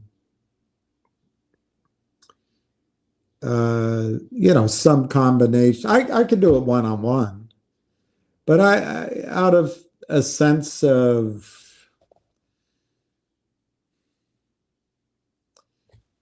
camaraderie or loyalty, I would ask, Junk Savvy or Busy Brands, somebody like that, if they wanted to be on it too. And there's others, 100%. Maybe get Kristen to make it professional. But yeah, I could do it, I think. Subject to whether or not his attorneys allow him to, but I'm more than willing to try to do that. Trump just announced the Kennedy files. Yay. Yay.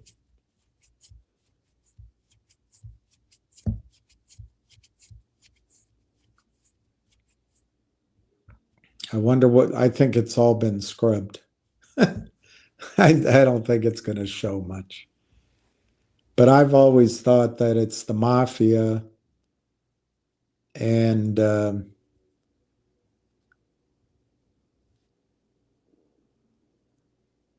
the CIA. Bush, Nixon probably knew about it. And unfortunately, I think it benefited Lyndon Johnson too. I'm not sure Russia or Castro were involved at all. The mafia might have gotten Cuba somehow in there with some, I don't know what to call them, Cuban throwbacks. The mafia was very powerful in Cuba before Castro took over. So there were probably people in Cuba that would work with the mafia. But I find it hard to believe that Castro was involved. I think it was the people who were pissed off at Joe Kennedy for the deal that Joe Kennedy made to get John Kennedy elected, and then Bobby went after them. So I don't think the mafia is necessarily one, consistent group. There were different people. So I imagine it's Chicago, because Illinois is where Kennedy won, but it could be other states too. But I think it was probably Sam Giancana. But I suppose it could be other states, other families, and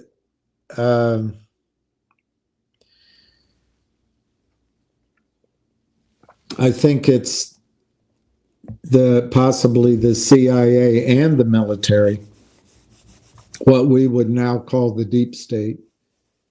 And I think one of the advocates for that state was Lyndon Baines Johnson. I've never been totally convinced that John Kennedy wanted us out of Vietnam, but I've read some things and listened to some lectures over the last few years that leads me to believe that, in fact, John Kennedy wanted us out of Vietnam.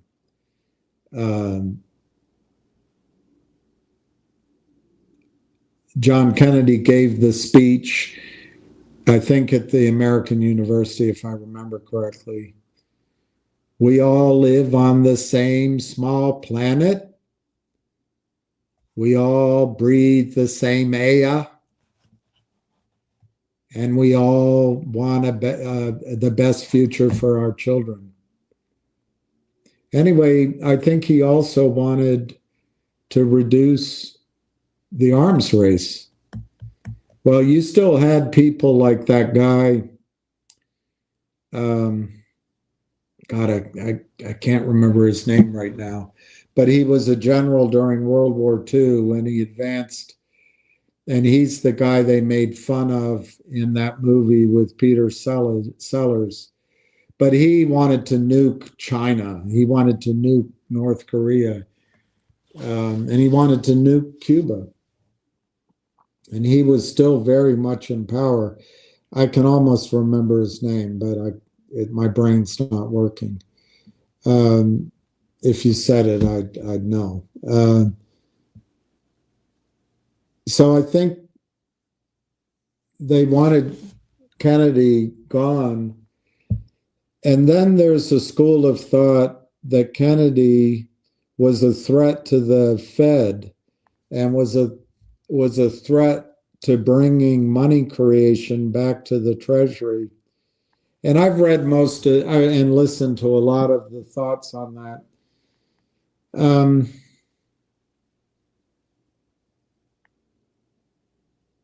I don't know. I'm 50-50 on that because it makes sense. But I don't know.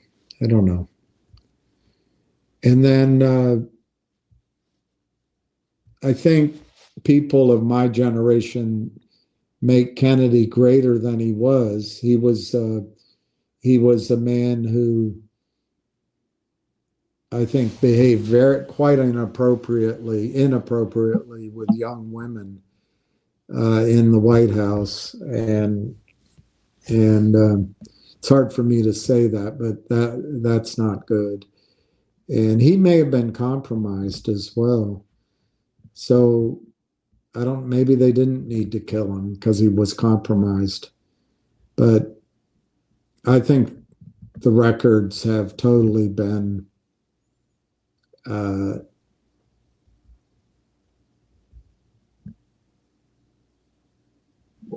redacted. You're not going to see anything about Lyndon Baines Johnson or the CIA in there. So I think it's going to be disappointing. We really need you. Can you channel my inner Strom Thurmond? What?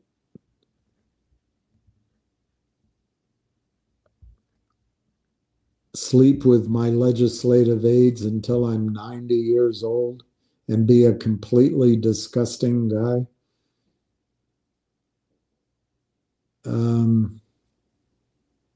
Look, I'll, maybe I'll go down I'll try to get some help where it would be, and I'll go to these offices. But MMTLP, you got to answer. Did FINRA have a right to implement the rule?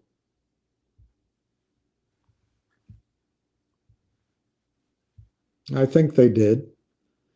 Did they have a right to lie that that was regular way settlement anyway? I don't think so. Did they have a right to sell the stock in their own account? I don't think so. Did they have a right to collude with the shorts? I don't think so. But in terms of getting a settlement, I think they had a right to stop trading. I hate that. I hate that that's the fact.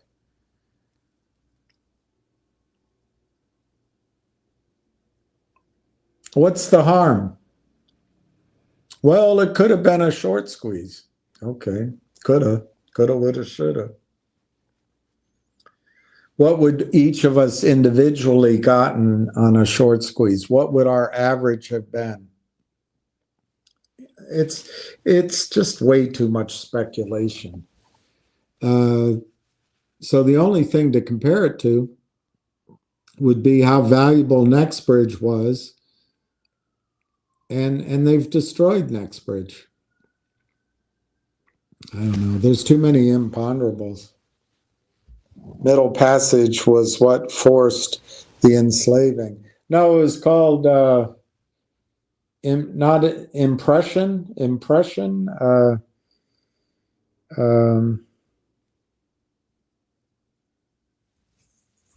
Let me Google it.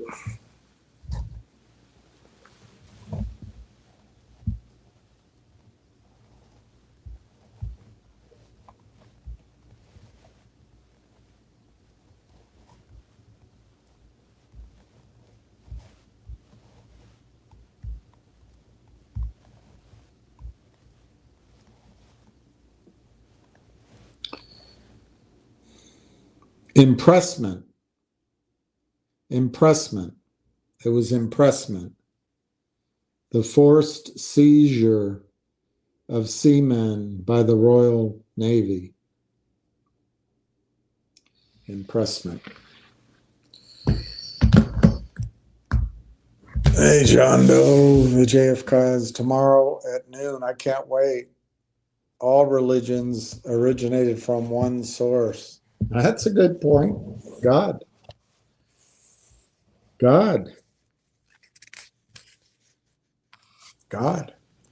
Did you hear the CME group is to listen?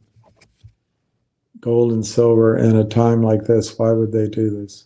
Drew, you're a complete jerk. Thank you for coming on and bragging. Thank you for coming on and gloating. You're so special. And we love it that you're making money, cheating, stealing, lying, colluding. We love it. We are so happy that we're here so you can live and make your wealth in this world. Good luck in the next.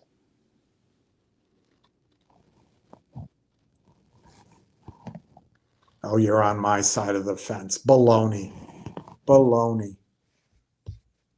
I think Ham is still sick. I don't know.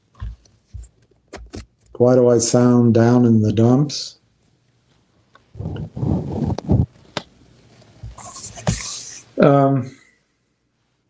Frankly, I think a lot of these questions are repetitive. I think I'm not effective at getting my ideas across. And I get bored talking about the same stupid situation over and over again. On the other hand, Rod Stewart sang Maggie May all of his life. So what's your choice? We all got to be repetitive in life. All right, NIXX closed at 194. All right, I'm going to read Ted Butler's interview. I'll try to skip as much as possible, but we are continuing in our coverage of the big silver short, and we couldn't have accomplished it without Ted Butler.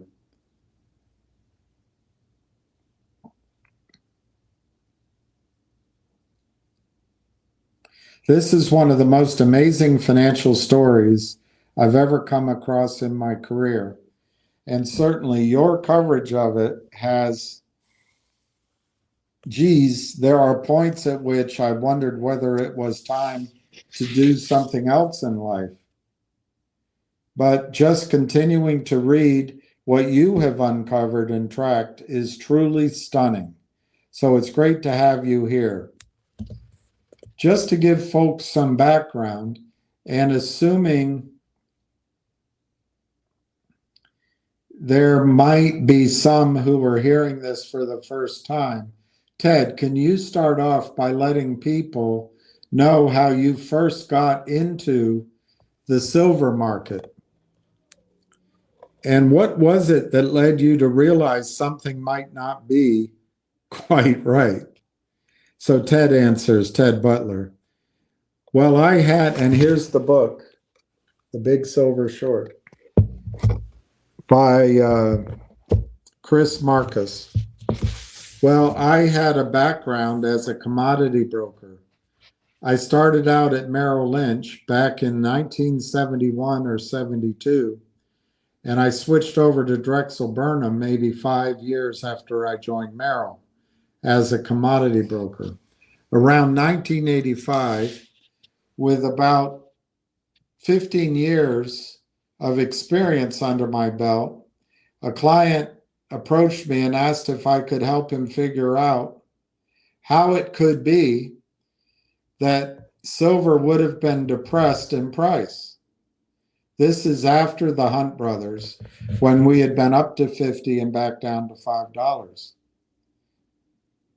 We were sitting at the $5 marker and getting these constant reports of deficit consumption, where we were consuming more silver than we were producing. And in the world of supply and demand, that's basically impossible, to a situation that's impossible to have without the price of silver going up. So his challenge to me was, give me an answer. How is it that we could be consuming more silver than we are producing, and the price of silver does not go up? This is back in 1985. And it's a good question. I mean, it took me a year to come up with an answer. And when I did, it was as a result of, at that point, fairly extensive futures brokerage experience. This is Ted Butler.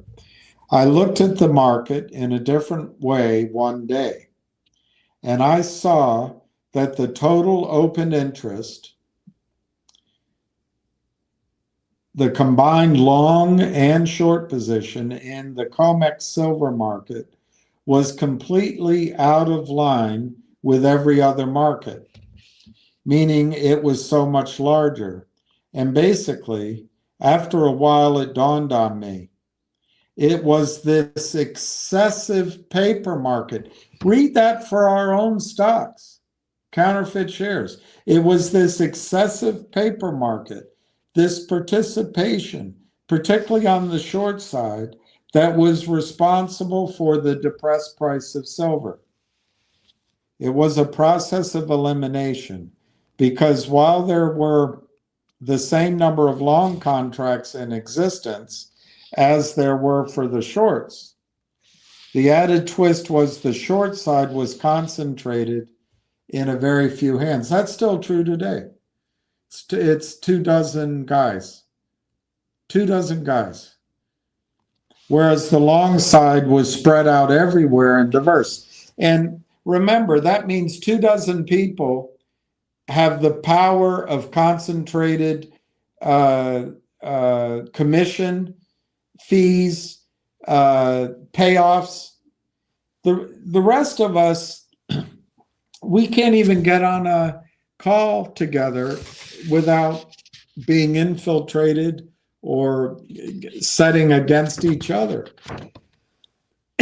So we don't have that focused ability to present, to bribe, or to present our message. Okay, so Ted Butler continues. People like silver. They always have. They always did and do today. At $5, or now 4 years ago, 5 years ago at $15, it's cheap and people are inclined to buy it. They're not inclined to sell short at any cheap commodity. And it was unusual that there would be such a large short position.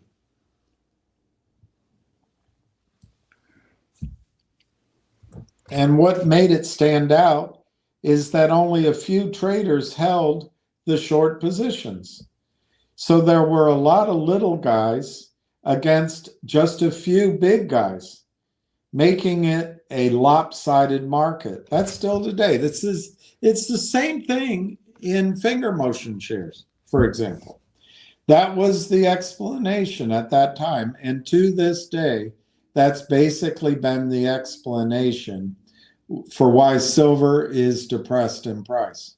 It's an excessive short position held in a concentrated small number of hands. All right, so Chris asks, right. So when did you get an idea of who was holding it?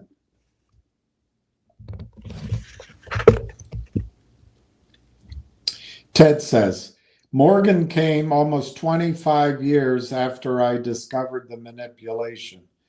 I knew from published data that the CFTC kept that the shorts were largely banks.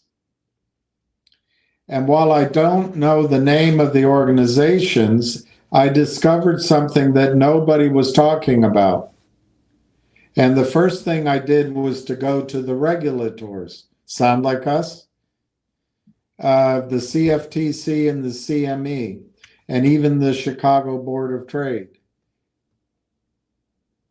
and presented my findings. All this did was to touch off a decades-long battle between the regulators, trying to ignore the evidence and reaching the correct conclusion. And we're still there today. So how does it work? Sure, Ted says.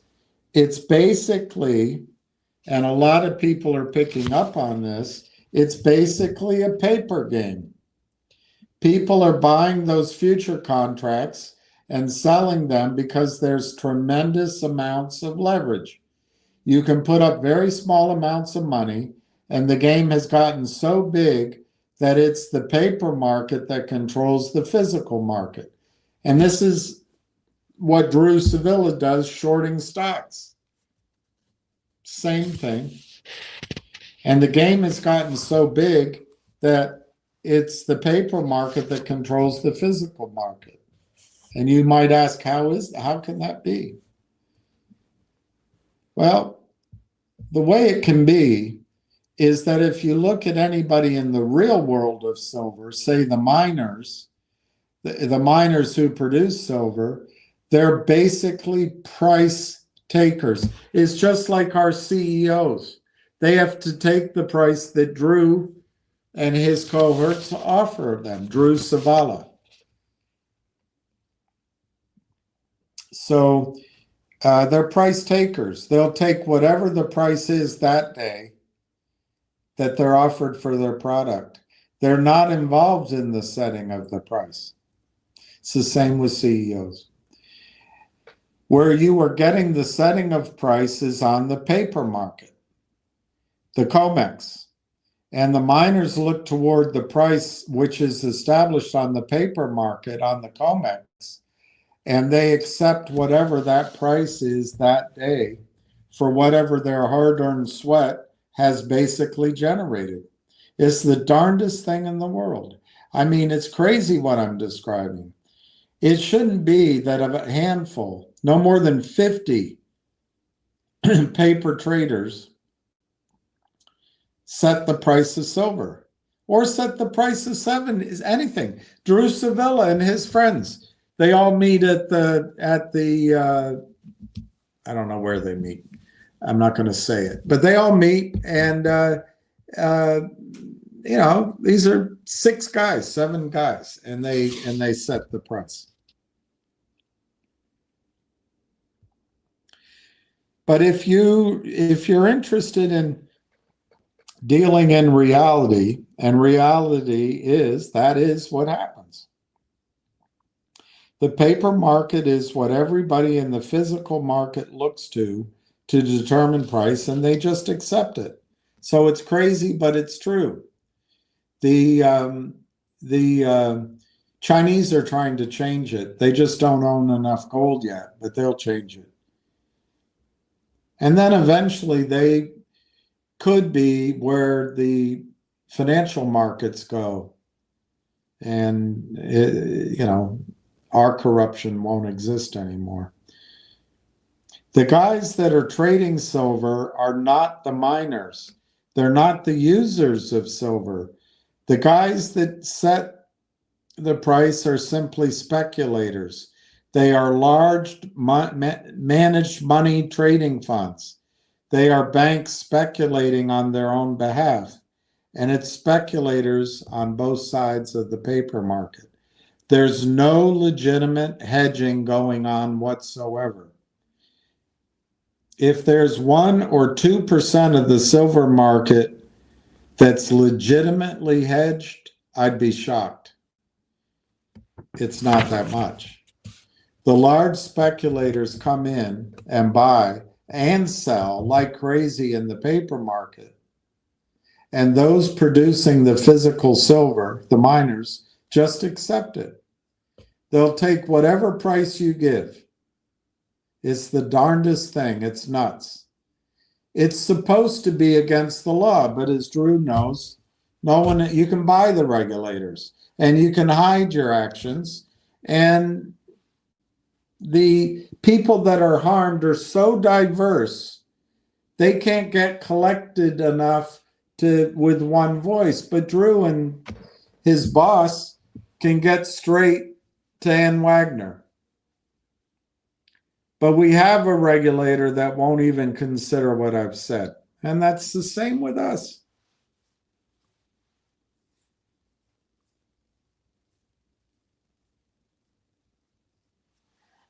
Some of the biggest spikes in silver were in 2011 when silver hit $49.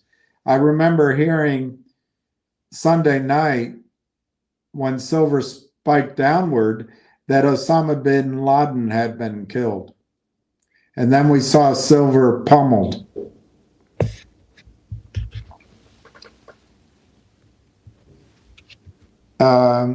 Nowhere else in the history of commodities have we seen that type of price movement. So is that kind of how it is orchestrated? No, not kind of how. That is exactly how it's orchestrated. In other words, they'll pick an arbitrary time and they'll decide, just like Drew will, hey, this is Sunday night. Everybody's kind of sleeping. Boom, down $6. By the next 2 weeks, boom, down another 15. Did you see that in finger motion 2 years ago? Same thing. You can only do that in the paper market. I mean, there wasn't any indication that silver miners had some massive amount of physical silver they were dumping on the market on a Sunday evening. That's preposterous. It's just that we've become conditioned to this in life. We accept the price. We all do. And then what we do after that, after we have a tremendous change in the price, whether it's up or down, it doesn't make a difference. We fit the news to match what the price move was. So there's never a shortage of explanations for why a price moved. But very rarely will you get the real reason. May 1, 2011 was a complete COMEX rig job run by J.P. Morgan. J.P. Morgan, Jamie Dimon, and Diamond, and LAIF Masters. You know, there's nothing else you could say. You want to blame it on Osama bin Laden. I guess who's going to argue with you? People forget.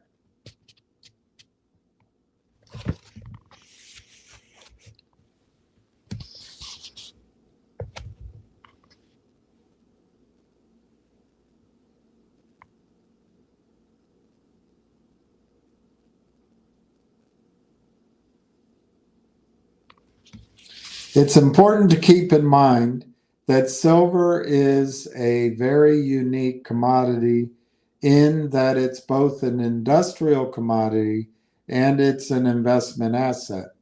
And the physical shortage started to develop in the fall of 2010 as we were hitting and moving above the $20 mark for the first time since both 2008 and 1980. There's a funny thing about investments in that people collectively buy things which are going up. We could go to Kmart or we could go to Walmart and we're looking for a sale or a bargain. But when it comes to investments, the rule is thrown out and people buy only when the price is going up. Stocks, bonds, real estate, silver. There's no exception to this rule. So back in the fall of 2010, when silver started to go up, it started to attract not greater industrial demand. That doesn't change that much in the short run. What started to change was investment demand in 2010. And with the price going up, people collectively buy. I know we're supposed to buy low and sell high. But what goes on in real life is the opposite. We buy as things go up and sell as things go down. So as silver prices were starting to go up in the fall of 2010, it generated investment demand. This is what happened to Finger before Drew got involved. And because we had by that time established the big silver exchange traded fund, SLV, which came about maybe 4 or 5 years prior to that, it was an easy way to buy silver. So a lot of the investment demand for silver started going into SLV. And as a result of that paper buying of shares of SLV, the way the trust works is that all the new buying has to be satisfied with physical metal deposited to match the new shares created. Something like 60 million ounces were bought collectively in SLV in a few months. And I contend that it was the buying of that 60 million ounces and the physical deposit of the 60 million ounces that created the silver shortage. At the same time, Sprott was coming out with its physical silver ETF, adding more pressure and demand for physical silver. So the physical shortage that started developing in 2010 was created by investment demand. I would say that 90% of the people who were buying the shares of either SLV or the Sprott Trust or others didn't know what was going on. They weren't aware that their buying of shares was resulting in the physical silver being taken off the market and that a physical shortage was being created. That's just the way it was. And it fed on itself. That's why we went to $50 in April of 2011.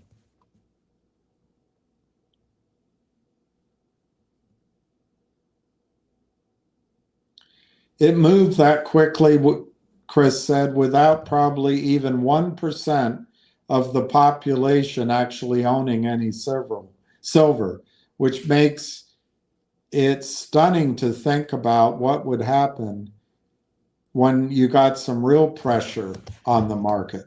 So Chris says only maybe 1% of the population drove silver to $50.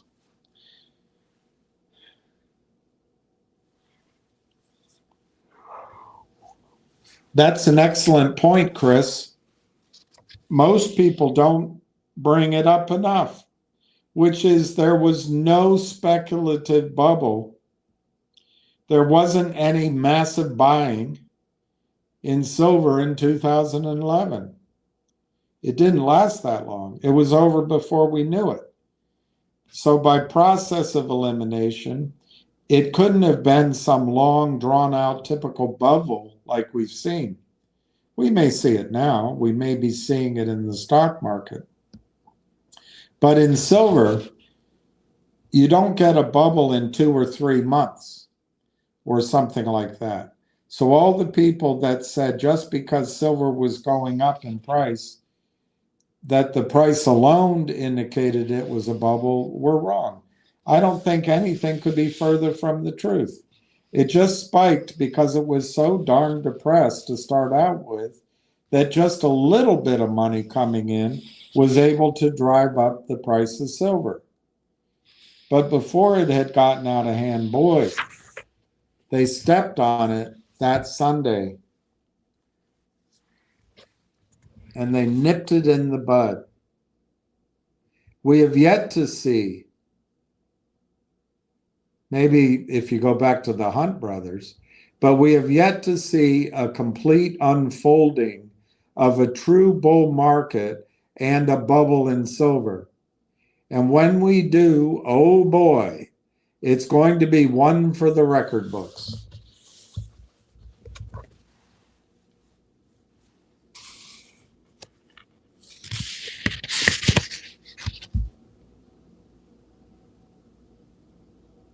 Are we on borrowed time at this point? Absolutely. I've thought the market for silver has been on borrowed time for the last 30 years. But I will comment on the fact that we've inflated the investment equation, the money supply, whatever you want to call it, to the point where we have record high valuations in just about every asset class, stocks, bonds, real estate. The only markets which stand out as not participating would be precious metals like gold and silver. And now gold is making new highs. I'm hard pressed to come up with any other asset classes which have not participated. And the irony of it is that most people look at gold and silver as the answer to a rapidly expanding money supply. That's the premise for most people. But I'm a little bit different. I'm a commodity guy at heart, and I look at things from a different perspective. Most people would look at gold and silver as either an inflation hedge or as protection against currencies, their valuations, etc. And when you stop and think about it, gold and silver should have been following the stock market, the real estate market, and everything else which is going up. Based on the age-old premise of gold and silver being protections against paper money, the fact that they haven't been, it's like everybody should be scratching their head looking for a reason as to why not. Why haven't they followed? And I'll come along, the wise guy that I am, and I'll say one word: COMEX. If you take it any deeper than that, you're on the wrong path.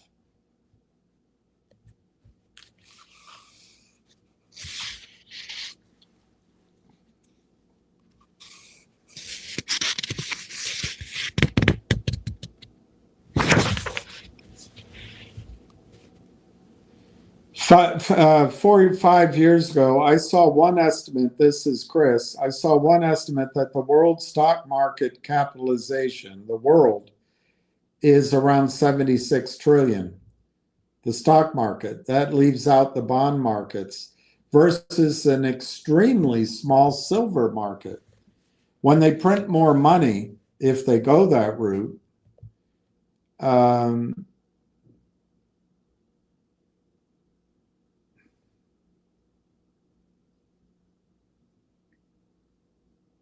so I think it's just a matter of more people becoming aware of how small the silver market is.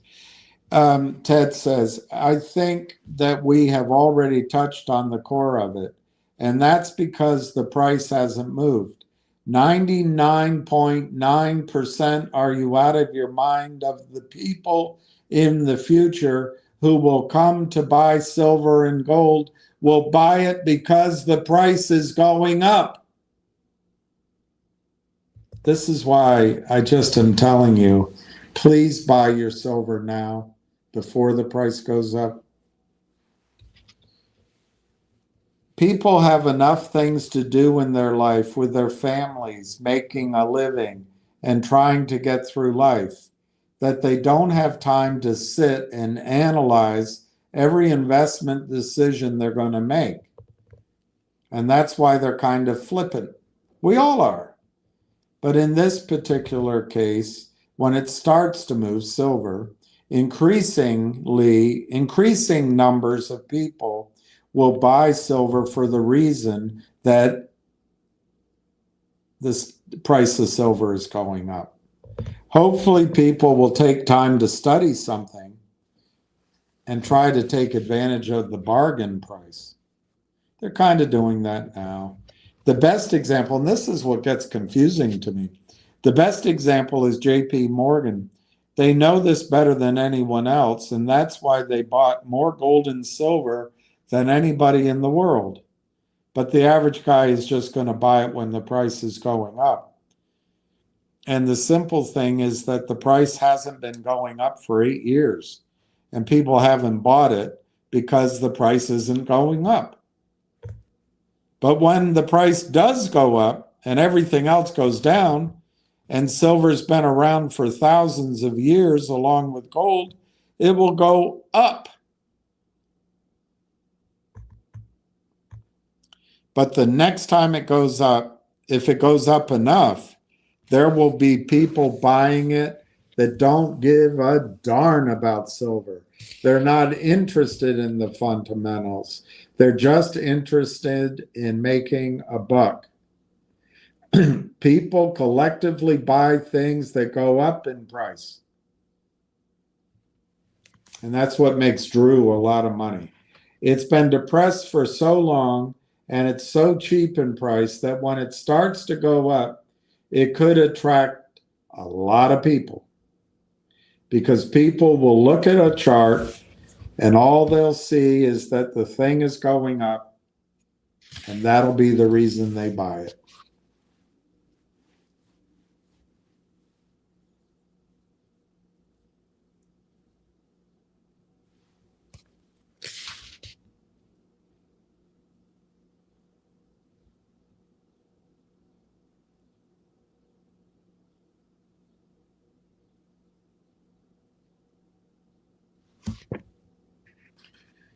So when people start to buy SLV or boxes of Silver Eagles, it's hard to short against that.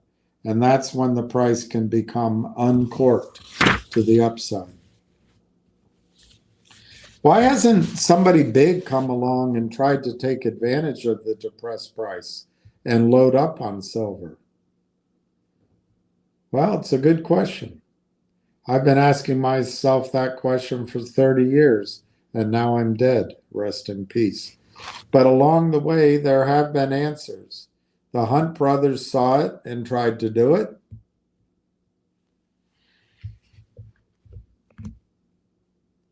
And for a while, that's what they did. One of the world's acknowledged smart guys, Warren Buffett, saw it in 1997, and he took a big stake in silver. That's a smart guy. And I don't think there's anybody smarter today than JP Morgan. And they've taken a position that would choke a horse in both gold and silver. So the answer to your question is, I can give you a few people who've done it. Warren Buffett, JP Morgan. But why haven't more people done it? I go back to the same analogy. Silver has been going down in price. Everything else has been going up in price. All the smart guys, all the big money guys have been making money on balanced hand over fist. That's why we have seen the inequality that we have in the world and in the country to this day. But when that price when that price caroms, there'll be a lot more interest in it. And we'll come back and review the question. Then, after silver runs, after it doubles or triples, we'll go back and review the question and see if anybody big is waking up to the silver story. You mentioned that JP Morgan is accumulating a large amount of silver. I think they've accumulated 800 or 850 million ounces. Could you tell us what that means? What's the significance of 850 million ounces of silver? Well, Ted answers, sure. That is equal to a full year's annual mine production. By the way, it still is. In economics, that would be called there's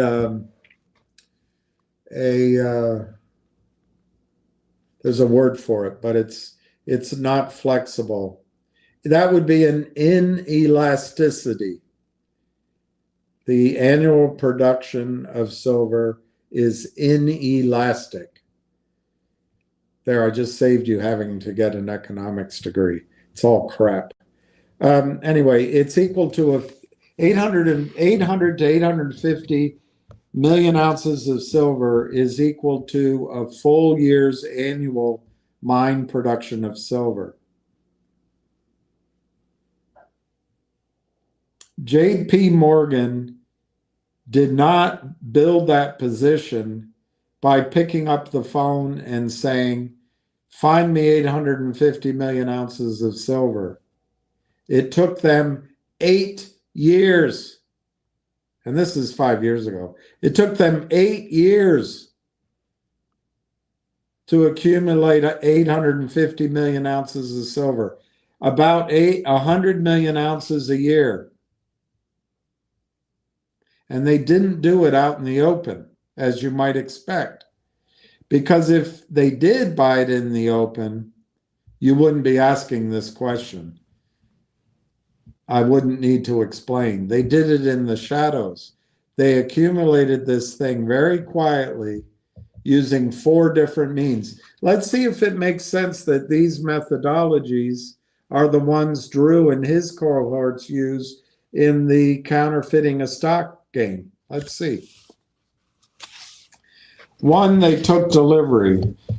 The easiest way to understand it and most visible is they took delivery on futures contracts, COMEX future contracts over the last 8 years to the tune of about 200 million ounces. Most of it they took delivery in their own name, not for customers.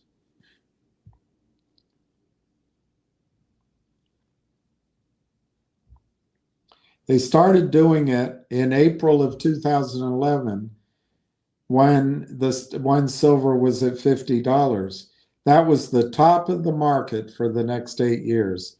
JP Morgan decided that was when they're going to buy silver, and that's when they started buying it. So they started taking delivery.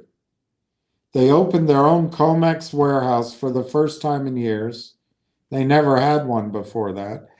It had 0 ounces in April of 11, and now it has 150 million ounces as we speak today. They hold another 50 million ounces in other COMEX warehouses, and there's a total of 300 to 305 million ounces in total COMEX warehouses. I'm saying that JP Morgan owns 200 million of that.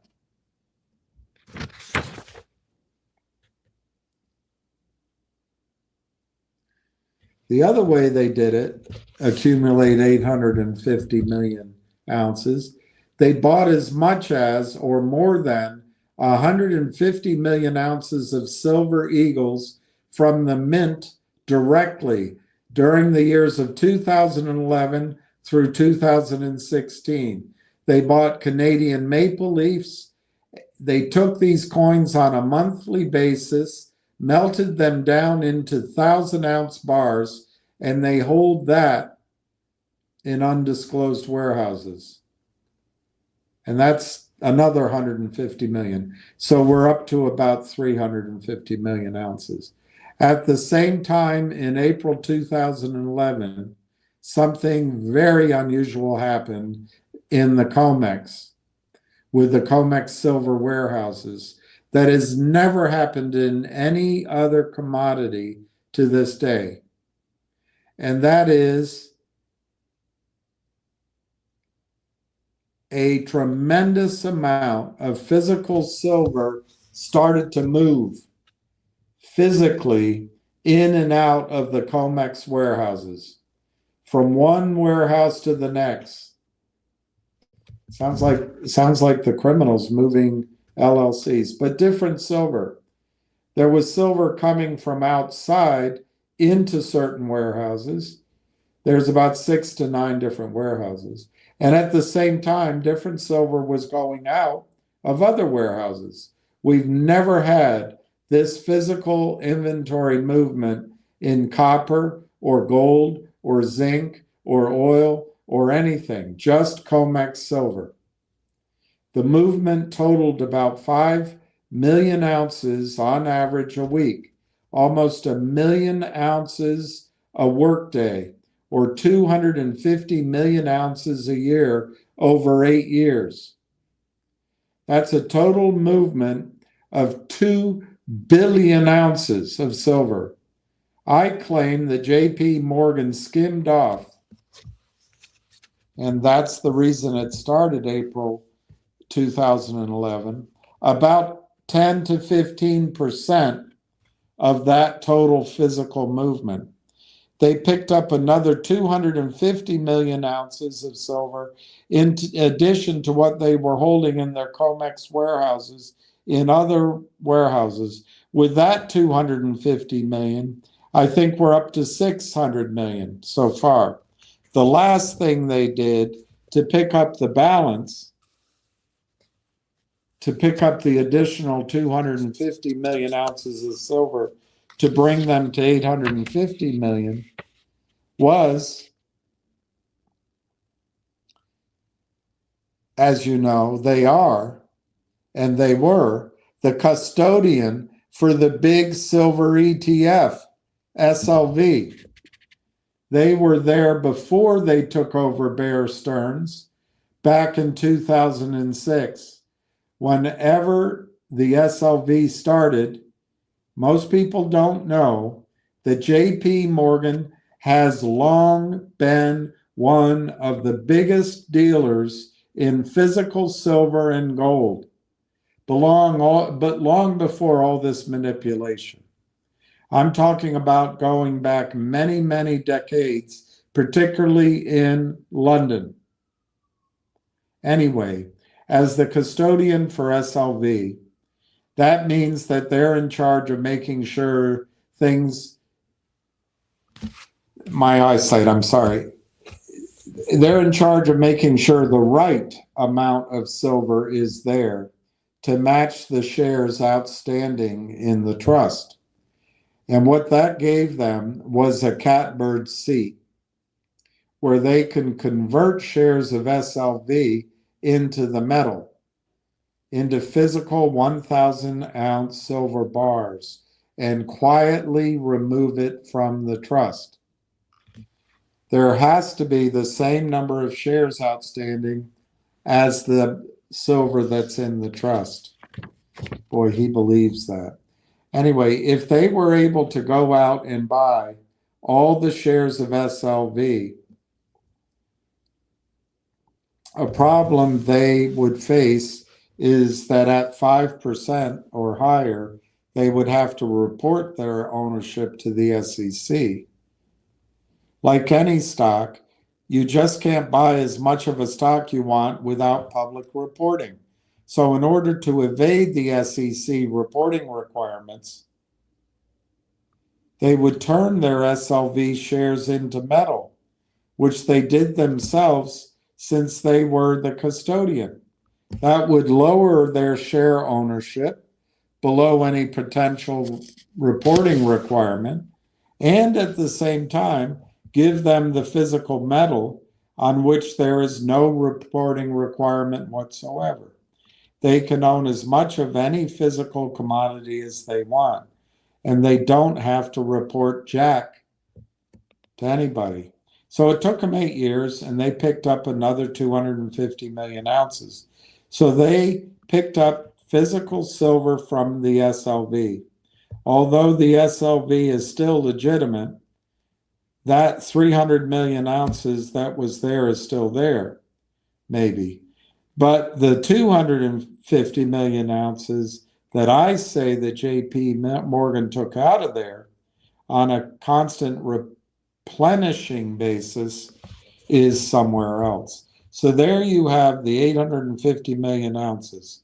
Now I can't show you where, aside from the bid in the COMEX, I can't show you where the silver is.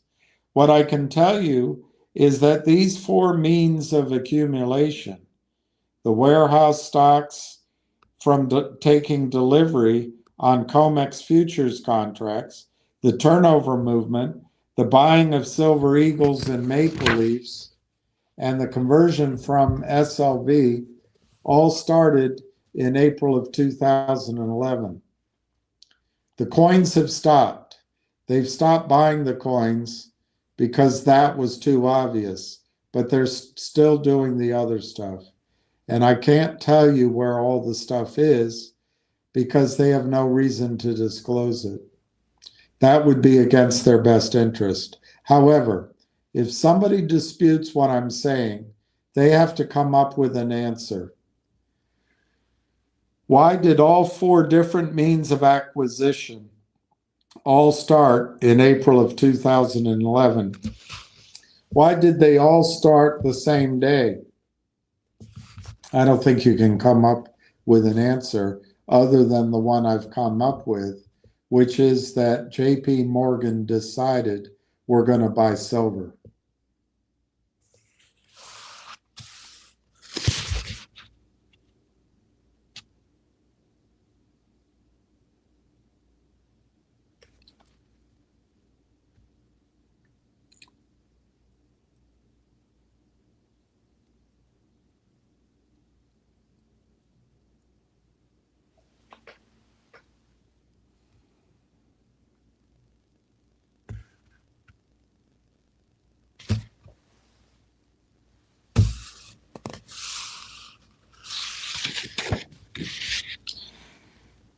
Since JP Morgan has been the custodian of SLV, I'm thinking, this is Chris, I'm thinking this is the greatest example ever of the fox guarding the hen house.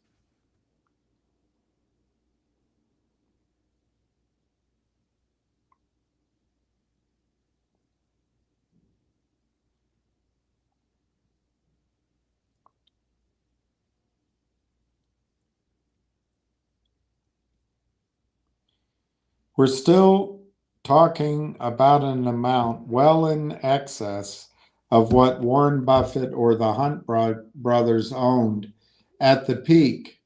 Is that correct? That's the 850 million ounces. Oh, absolutely. Many, many times what those guys had. JP Morgan is so good. I mean, so bad, but so good.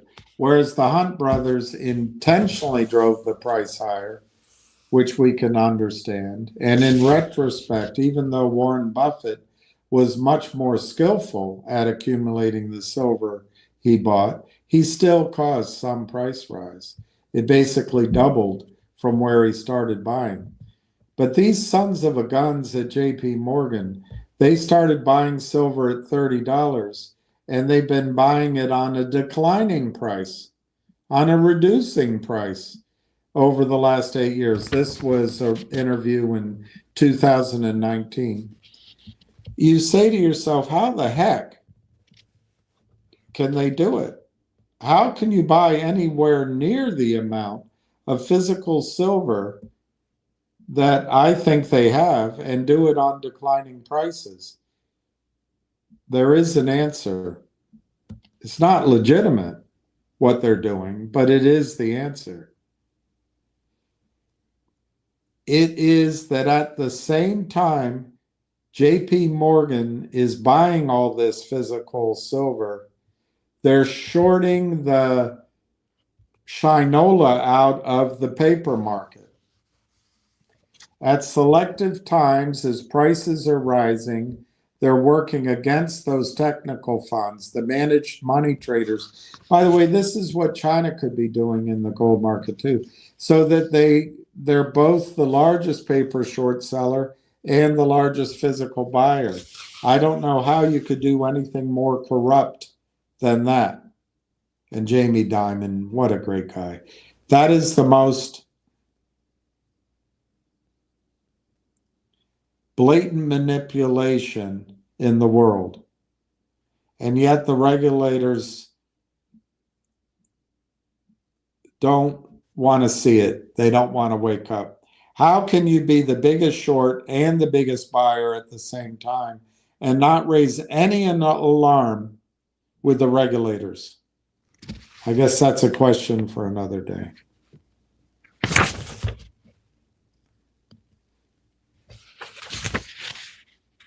Well, for anyone who doesn't know,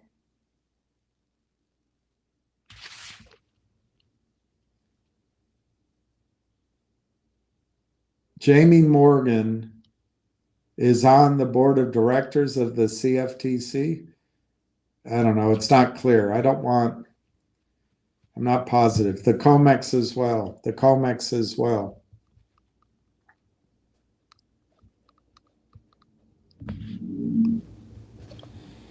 Ted goes on, my whole premise is based upon public data, basically their public data from the CFTC.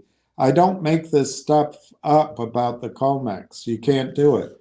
So it's all based on public data that anyone has access to. The other part is, if they have a problem with it, nobody's ever has ever come back and said, you figured this out wrong, or this was not right. The second part of the question about what kind of feedback I've had no feedback, none. I don't understand that. I grew up in a world where you couldn't just call a major financial institution crooked. You couldn't call them criminals openly, repetitively, in print, and send them letters and tell them, and get no reaction whatsoever.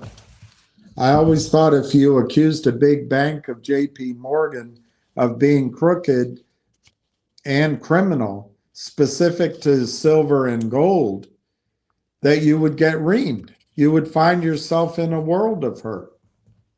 I don't know. You see my articles. I'm sending the articles to them. I have the email proof. I can always go back and show anybody that I'm sending this stuff to them. I'm saying it openly to you. The same goes with the CFTC, the Department of Justice. I just hope that the Department of Justice handles terrorism threats in a more observant manner than what they've done with what I've sent them in terms of criminality in the silver market, specifically concerning JP Morgan, but I don't run the Justice Department.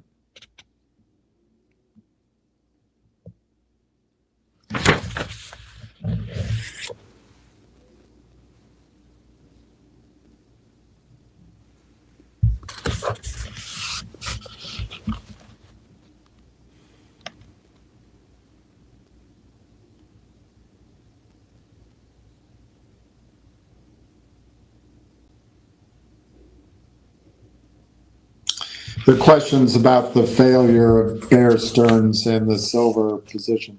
Look, I'm not an expert on what Bear Stearns' total financial position was at the time. I know they were involved in mortgage securities, etc. But my point was, just from looking at it and reconstructing from the public data what their short position in COMEX gold and silver was at the end of 2007 until the day Bear Stearns got taken over 3 months later in March. The run up in the price of gold and silver, it was about $5 in silver and $200 in gold, as I recall, based on the size of the short position that appeared in the commitment of trader data. Bear Stearns, in that 2.5 month period, would have had to come up with $1 billion in cash. If you've got a margin call, you've got to meet it. Otherwise, you're going to get sold out or bought in the case of being short. Obviously, Bear Stearns didn't get bought in and forced to cover their short positions. Otherwise, silver prices, instead of going to $21, would have gone to $210 had Bear Stearns bought back their short position. So there's no way they could come up with $1 billion in cash on top of all the other problems they had. I would say at a minimum, that broke their back. So you could say, if you're looking for the straw that broke the camel's back, that $1 billion straw, it was gold and silver. Now, whether you want to say that's what caused Bear Stearns to go under, I think you could make a reasonable case. I don't think that it was the heart of the takeover from the federal government's point of view. I think they were interested in the mortgage securities, probably JP Morgan and Morgan Stanley, and in and Goldman Sachs, and in financial stability in general. But it was maybe just a coincidence that JP Morgan got hold of Bear Stearns' gold and silver short positions. That was not something that was in the forefront of their minds. They sure knew what to do with it eventually, though, because if it wasn't for Bear Stearns and JP Morgan stepping in to the picture, I doubt very much that JP Morgan would be the ringleader of the gold and silver markets that they are today.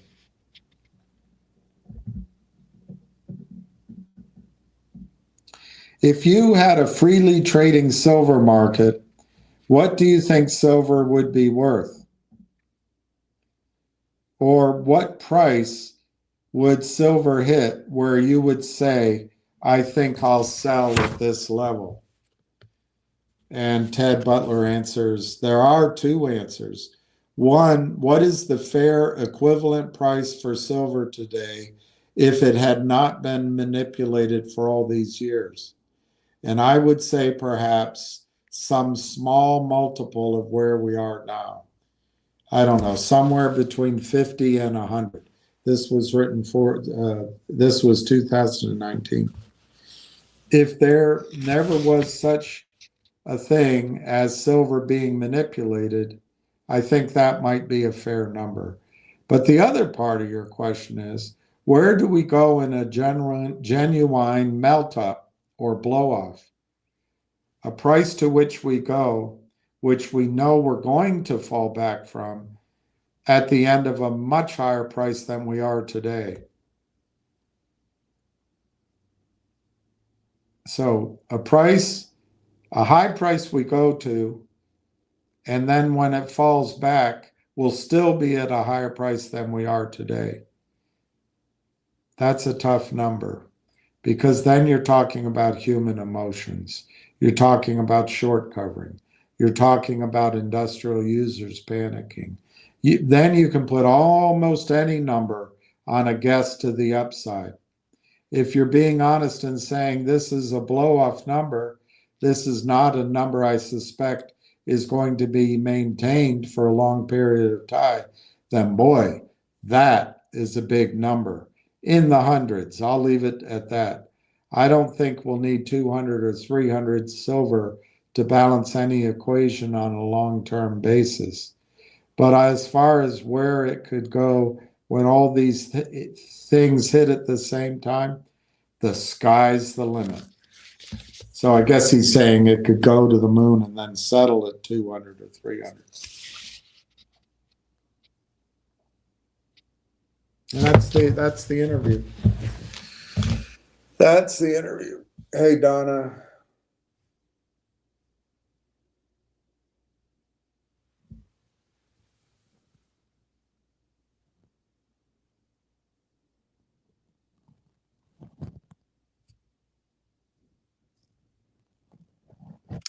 Brandon, the gold company.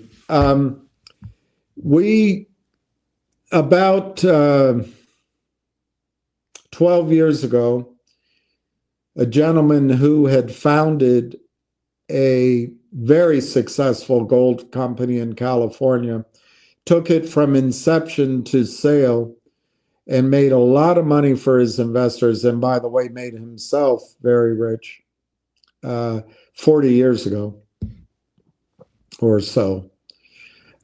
Spent 2 years searching mainly North America for the best gold deposits he could find to use his technology for the recovery of gold, called years ago invisible gold, like the Carlin trend, but now referred to as nano gold. And as this gentleman just pointed out, there's few listeners here, so I'll talk about it as best I can. The company raised approximately $60 to $70 million to acquire the asset, to build out a plant, and to process gold. Now, this is nano gold, much like the Carlin trend that created Newmont Mining, took Newmont Mining from being a penny stock to being one of the largest gold companies in the world. Carlin trend took Nevada to being one of the largest gold producing provinces in the world. Now, what they do at Newmont and Barrick's part of it, it's called Gold Strike. They have these large pressure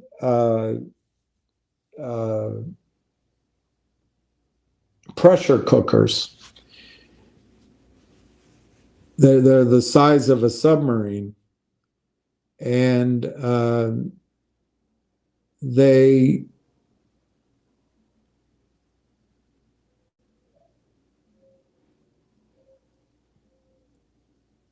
heat, pressure, the sand, the material at Gold Strike, and they recover 0.032, something like that, ounces of gold per ton of material. It's a brutalist methodology, but it works, and they've been doing it for decades now. They are running out of reserves, but they still have plenty for the time being, but they can see the end of it. So they produce 0.032, something like that, ounces per ton that way. Well, about 100 or so miles away is this gold company. The gentleman with investors, purchased the project. And the investors mainly come from another guy out of LA, and they're who built this project, built the plant. Now, the original method of recovering gold worked in the lab and worked in small pilot tests. It recovered much more I forget what the research report said, but much higher by a factor of 10, even a factor of 20, much higher gold recovery than the Gold Strike, the Newmont and Barrick Gold project is getting in the Carlin trend. But there was a problem. Once they built it up with the machinery, and I'm using my own terminology, I'm not a physicist or a metallurgist. But simplistically, when they built up the lab with metal machines, because they are metal by definition, the metal communicated with the earth, the thing we all stand on and drive around in and sleep on top of and fly over, the earth. And the earth has its own electric and magnetic, it has its own charge. So the methodology that was used to gather the gold was one of attraction based on positive and negative charges. Well, the power of the earth overwhelmed the larger scale process of attracting the gold in solution. And they kept at it for a while and tried to come up with ways to somehow shield the machinery from that. They just couldn't do it. So it was back to the drawing board. And in the meantime, we had the COVID crisis, which basically stopped travel, really affected the investment markets, and interfered with experts from Canada coming down to Nevada. Also, there was an earthquake. Now, there was good and bad about the earthquake, as I understand it. The earthquake obviously had a negative impact. I've never seen it myself, but I'm told the plant suffered damage such that it has to be rebuilt. But it also, there was a fault that opened up. I don't think it was at all in our project, but it was interesting. It showed to the scientists that our resource wobbled like a big bowl of jelly. It's a caldera. It's an old volcano. And the significance of that is the resource is deep, and it's most likely, we would call it an oil and gas blanket, but I don't know what they call it in mining, but the resource is probably pregnant with gold all the way down. It's good news. But it did delay progress at the plant. And, investors got worn out. And most investors are still worn out in it. They're all in their 80s. Don Rickles would say it's nice to be here at the home. But last year, a year ago, the principal came forth and said, hey, I've cracked it. I've spent the last 3 years with my own money, my own equipment. I bought the Batman and Robin super secret microscope, and I have been testing different proceeds processes, and I came up with actually two of them. I've shown it to you before, but they, in hundreds of tests, I believe it's hundreds of tests, it might be more, they show that recovery of gold comes in well above 0.20 ounces per ton. These both methods both methods do not use chemistry. They are not reliant on attraction. They're not negative attracts positive or positive repels positive. None of that. So I'm ready to move forward. And he asked for, I forget now, $5 million, I think it was. I think it was $4 million. And the company received a buyout offer. That buyout offer came in, it was harsh, and it essentially capped our profit off at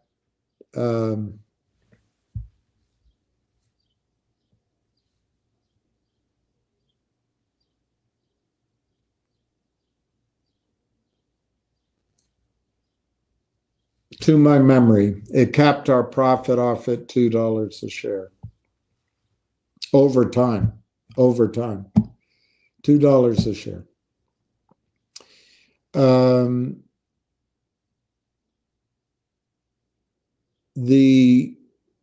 Thankfully, the investors voted it down. It might have been 20 cents a share.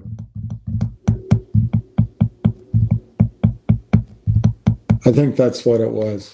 It capped it out at 20 cents a share. And then that same buyer in the background upped his offer to a cap of 40 cents a share. And so that was out there. I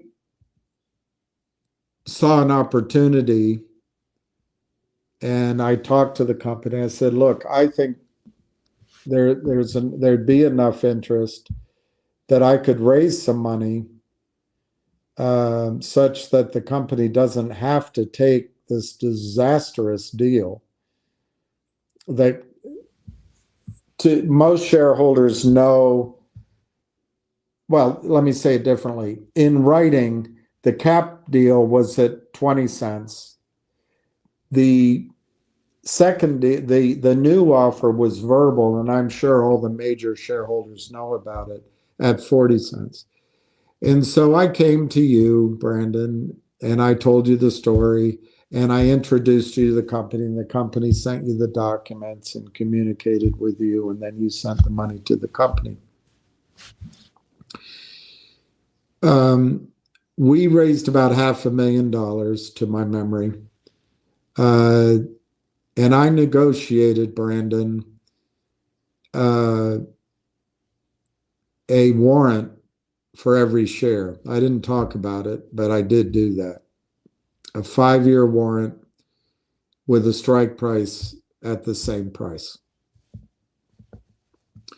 So that money was spent on all manner of things like permits and leasing, and it started the rebuilding of the plant. And then I got a call from the main financial guy, and he said, I'm doing this all by memory, but he said something like, look, I'm going to go back to this guy and see what he'll offer us. And that was that cap at 40 cents. And I said, look, I've been working this, and I've been talking to people, uh, you know, particularly my overseas investors. I met with a dead end, but I'm still working, talking to Chinese investors, talking to others. Let me see what I can do. And I did find, thankfully, and did negotiate as hard as I could, and did get to signature raising $5 million. This is what the company had increased its ask to, from 4 million to 5 million. And that was approximately September of last year. The investor, who's terrific, and is, I think, stepping into a just unbelievable story. I think he can become a billionaire. Obviously I can't promise that. There's risks. In return for taking the risk of getting his money and a return back at the worst case, so it's incredible, I think. The numbers are his numbers are the same as yours, so I'll tell you what those numbers are in a second. But the money has been caught up in a purgatory, not of his making, not of my making, not of the company's making, but of I would say, combination of the Patriot Act, the U.S. government, the restrictions that have been put on the SWIFT system, just government nightmare, and both internationally, but primarily the United States government. I don't want to talk about that further out here. I will say that progress has been significant, huge on it, but it is still left at the end of the day on somebody's desk.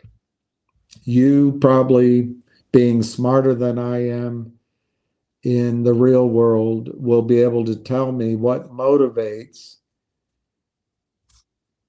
someone with an important assignment to get it done. I don't know. I can go through the various questions, but I'm not going to do it with you or anybody. But I will say that it's been a long time, but a lot of progress has been made. But it's unknowable, frankly, when that process will be finished. It is not, in fact, a problem that the company created. It's not, further, an issue that my investor created. It is simply a limbo which there's no leverage point to push. So where does that leave everybody? It leaves everybody frustrated, wanting the instant results. Fingers going to go up in a squeeze. Why isn't this going up? Why aren't we hearing of anything? No, nothing's being said. Well, it's technically a quiet period. It's a quiet period.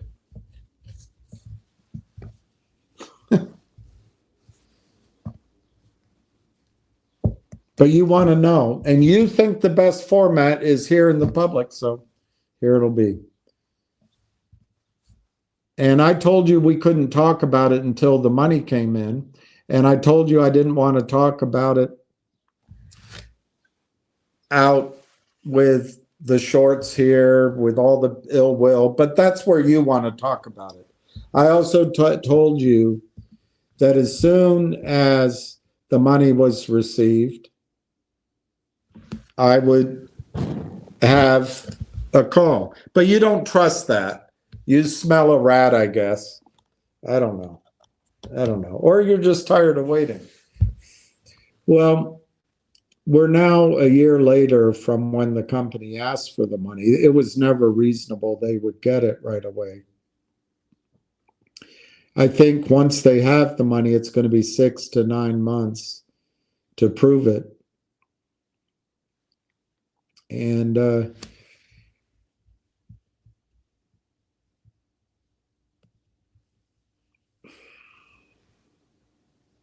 I'm not going to restate the upside here. I've done it so many times. I'm not going to do it again. Nothing has changed.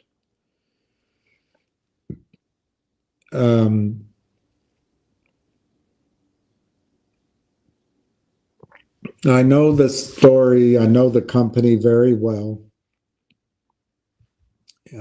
Obviously, there's risks, as I've discussed before. I think we're getting close to a point where I'll be able to hold a call with the investors, but it's beyond my control. And it's not the company's fault. Now, the company did raise $1 million and did move forward on all steps.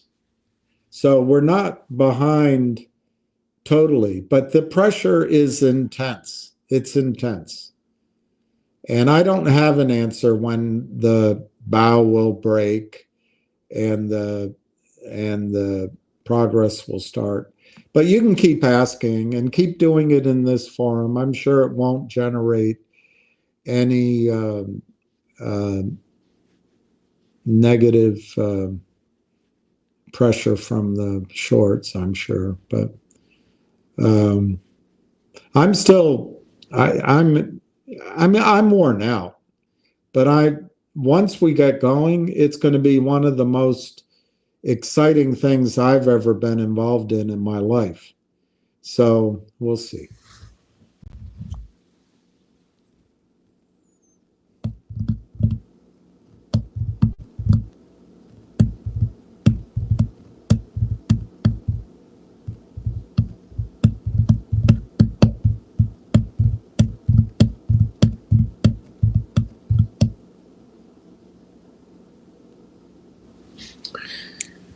So you're buying your mother's silver coins. Is it junk silver? Because it is. If it is, you can go to AppMex, look at their junk silver, and you can or you can Google it. You can just Google it. How much silver is in a silver dime? How much silver is in a silver quarter? How much silver is in a Kennedy $50? And then you can just add that up. I think you would have to pay her spot plus $2 probably to make it or just pay her spot. But I think spot plus $2 or spot plus $1.70 an ounce would be a fair. Well, she wouldn't get that if she sold it. I don't know. Pay her spot plus $1. She's your mother. Did you watch the Hunting the Elements intro about Barrick Gold? No, I forgot to do that. I'll look it up. I've been watching so many videos and trying to study it.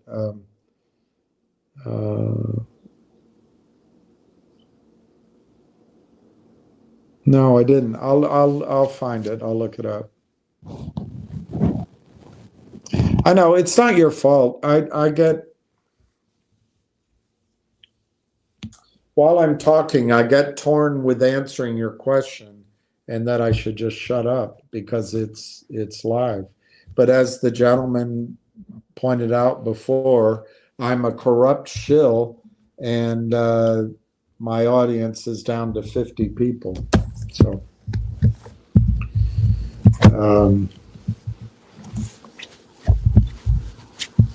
I guess it's not going to matter.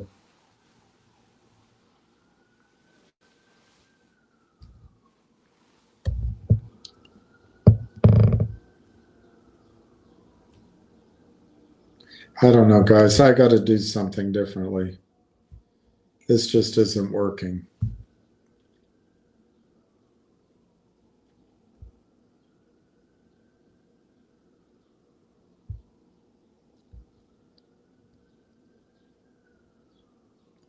This just is not working.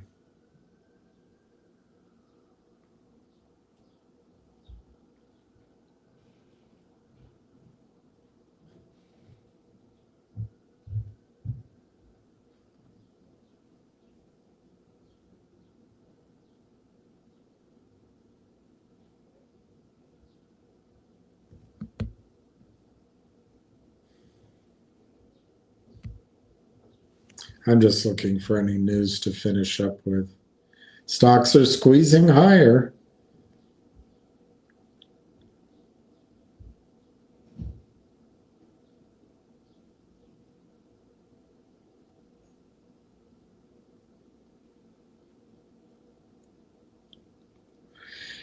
Look, unless I can change this whole process, I think if NIXX works, that'll be exciting. If Railtown works, that'll be exciting. Finger, but I'm really, no one really wants to hear about silver. All I get is shill back, and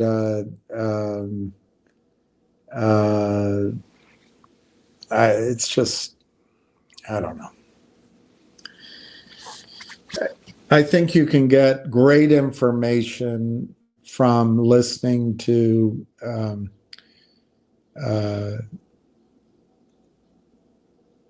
Junk Savvy's calls about twice a week. Ace is terrific. Ham's calls. You know, these guys that come on here, I'm sure they have someplace you can track them.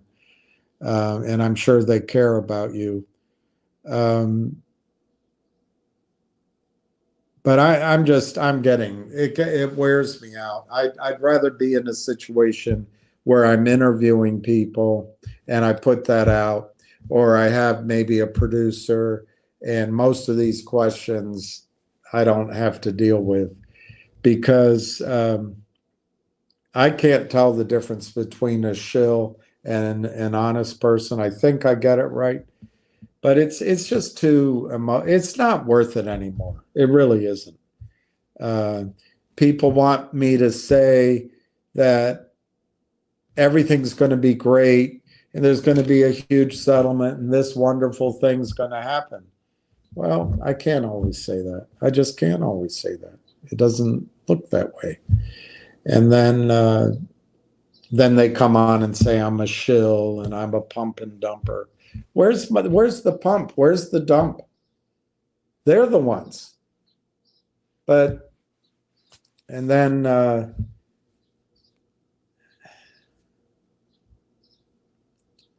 this idea that we can find a squeeze, and that's what we should be targeting, without, and we should make our money back in GTII, make our money back.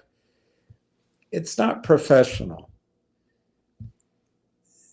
What's professional is accepting, you know, we lost there, and our premise looked good, but it was wrong in these areas. And now we set about trying to make money back in what is in front of us. But I don't know. It's terribly non-professional and a waste of time going back over things and hoping they're going to work out that the shorts, frankly, the criminals won on. And I don't know. I want to make money. I want you to make money. I want you to be ready for what's coming. You don't have time. You do not have time to find the next GME or the next AMC. The stock market is going to go up for 3 months or 6 months, and then it's all over. Hello? Hey, William. Hey, how are you doing? I can't hear you. Still can't hear. I can't hear. There. Yeah, I got it on. You're wonderful. Sick. I'm just about to sign off, but I'm live if you want to talk to people. Otherwise, I'm going to step away while you start because I have to pee, but I'll put it on right now. Hey, William. Yeah. Before you jump away, they can hear me, right? They can hear you. Yep, right now they can hear you. All right. I had a quick call this afternoon to give you a little update what I heard from the conference at the Roth Capital. One guy had a fund there, and they did one-on-ones with the CEO, and he runs $500 million. And I'm told he's buying the stock and will be buying it. He loved what Martin had to say. I don't know what he said, but that's what he said. He also said the dividend is 100% on the way. And I think that the data business is ready to explode. And I guess he gave the details about that truck, the emergency response installation with the truck and what they're doing with the money. Also, Roth Capital, Martin was with the analyst working on the report to put out. So going over the details, I assume. And so from the Roth Capital meeting, I don't know how many one-on-ones they had. I'm sure the CEO probably had 10 to 20 meetings with people at a Roth conference, and they put money managers in front of it. This isn't a conference where they're trying to raise money. This is a conference where they're looking to get awareness for money managers looking for the next level or looking for the next home run swing.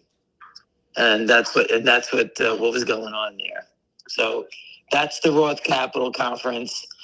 You know about the big funds out of Singapore, the $500 billion fund that's bought 1-point-something million shares already. There's 3 people that have verified that's going on. I don't know how listen, funds buy the stock. They buy it accordingly, which is whatever's good for them. They don't do it based on our that you want them to move it for yourself. It just doesn't happen like that. All right, so these guys are buying the stock, and they can come tomorrow and just go 150 bid, and the game goes. They can wait. They can accumulate. I think all of Wall Street knows that order is here. As you can see, if anyone's actually watching the stock, the volume on the sell side is just stopped. The only reason they stopped is because they know something's coming. There's a buy order around. All right. Wall Street, people talk to each other. So if someone has a big buy order, many other people know about it. It's not kept. It's not a well-kept secret. Let me tell you that.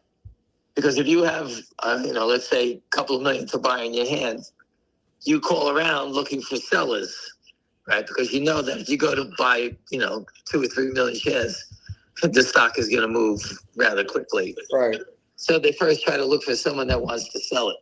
If there's no sellers, each day they go to the market and try to buy it. And you can see the stock keeps moving up. Remember, this stock was just getting pissed on at $1.15. and now it's $1.40. I think maybe once it breaks this $1.40 level, we're gonna really see some. I think $1.40, $1.42. Yeah, It breaks out. I agree with you. For some crazy reason, these idiots are trying to hold it down here. I told you, someone put $5 million into this company at $1.50. And if you have any kind of brains, that is the bottom. $1.50 is the bottom. So if you can get it, if this was my older brother was a restaurant. Hey, come here, you. The dog's name is Rocky, right? William, one of them. Yeah. I'm just gonna walk outside, and my grandson, he calls him a completely different name. He calls him Cocky. So I was at the gym and a woman asked me, goes, "What's your dog's name?" I actually called him Cocky myself. I'm like losing it myself because all he does is call him Cocky. That's a good name, Cocky. He just took my shoe and ran out, and I got one shoe on. Anyway, so when someone's got to buy a couple million shares of stock, this stock has that look. Someone knows. There's not even a question. Just look at the stock trading. There's no selling at all. Someone knows, and it's just going to take off, and it just feels like it's ready to go any second. That's just my gut. You can, I've been trading a long time. This stock looks just like Root. Now, Root was a controlled buy-in by the shorts, meaning they put their gun in their mouth and shot themselves. So it had that slow, gradual uphill climb. It went from 7 to 155. Now, it didn't happen in a day, but for 3 months, it went up every day, and it went to $150-something. So that's what a controlled buy-in is by a short seller. Meaning he's putting the gun in his mouth, he stops selling, and he's just looking for people to sell it back, and no one's selling it, so he had to pay $150 for it. That's a controlled buy-in. GameStop was a fight, and then all of a sudden the shorts collapsed, and the prime brokers took over. And that's why it went to $550. Everyone on Wall Street knew that they were buying them in, and that's why that guy, I forget his name, from San Francisco, he's a money manager, Shamut, something like that. He was bragging about buying it at $250. The only reason he bought it at $250 is he knew it was going higher because someone was buying somebody in. That's how Wall Street acts. If I called the hedge fund up and told them to go buy GameStop, I say, hey, I know it was $4 and you want to pay $300 for me, they would hang up. So that's a fact. They would sit there and think that everyone would say the same thing. I missed it already. Unless you had complete knowledge from a prime broker that you were buying somebody in. No one would buy that stock. Zero. So finger motion has that look. Someone knows someone's in trouble. It's any real buying, and this thing is gone because the selling is stopped.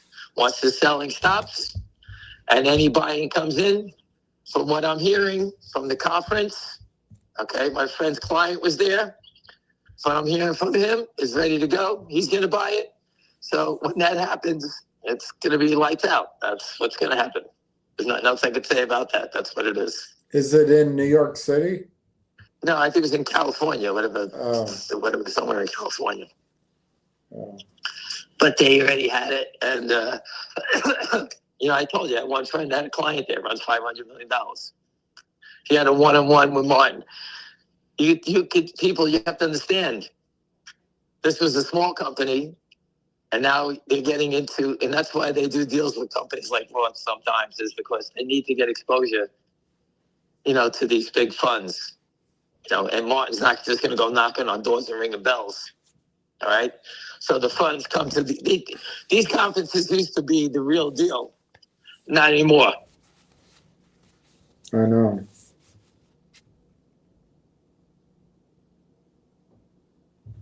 Give me 1 second. I'm coughing.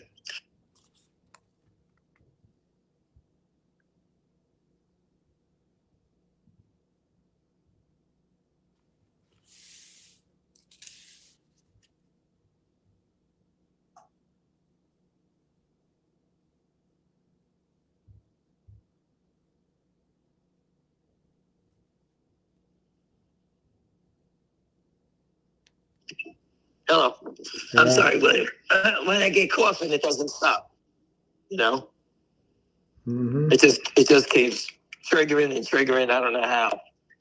And the cough only attacks me at night. Really, it starts at 12 o'clock at night, and then it goes to 3 o'clock in the morning every day. But what was I saying? So the company, these companies go to these conferences, and it's sort of like looking for big investors, and the company will find them. Soon the stock price will attract bigger players. People love to buy momentum, and that's why the shorts always stop the momentum because they know once it starts, they can't stop it. So they've been trying. It got to $1.40 a couple times, and they pushed it down. Next time through, these guys have a big problem, and that's just the way it goes. Listen, the company's fundamentals. China market is on fire. They try to make it look like it's not, anything to do with the Chinese economy. Plus, the whole economy is based on cell phone technology. Everything in China you use your phone for. Finger motion has its fingers in everything, believe it or not. Use a stupid line. So just do your homework on it. It's right there. Finger motion is, to put videos out. The CEO is very open about telling his story, and it's right there. And the upside, to me, is just enormous. It's just out of control. And the longer it stays here, the higher the upside goes. The more they hold it down, the higher it goes. That's just the way it goes. The more they sell, the higher it goes. Any questions, William? Not really. One guy wants to know your thoughts on the VIX. One guy was asking about the Roth Capital. Well, the market volatility. Listen, the whole market's a big scam. They drove it down. Shorts need volatility. I have friends that trade the VIX all day long, and they wait a long time for these big drops, in which the case it expands. But it bounces back. How did everything bounce back in one day, right? The market, everything was just collapsing, and now everything turns around in one day. So, you got to be careful playing that game. Yeah. I'm not a believer in that. Things look awful. All of a sudden, they're great. So something, if there's cracks in the dam, there's cracks. One guy asked, using the 250 million share number, is that how many shares are long? If there's 250 million short, is that how many are long? Actually, I guess more than that. But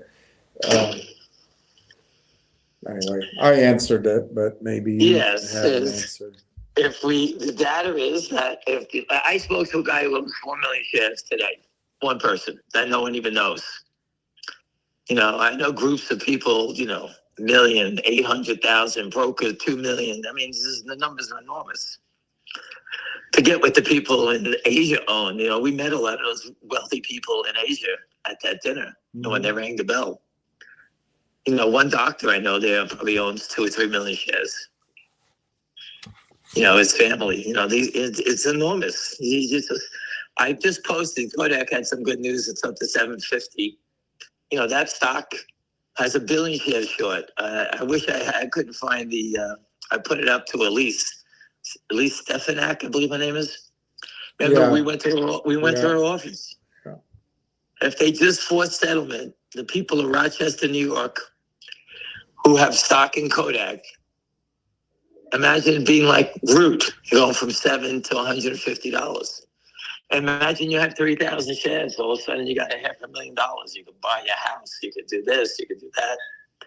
These people don't understand. They have to understand what it can do to a city. Rochester's been a city that's been in the decline. Everybody's leaving Rochester. It's not a city where people are going to live. That's the opposite. But, once people get wealthy, what do? They go out for coffee. They buy cars. They do that. They fix their homes. It turns the whole city around.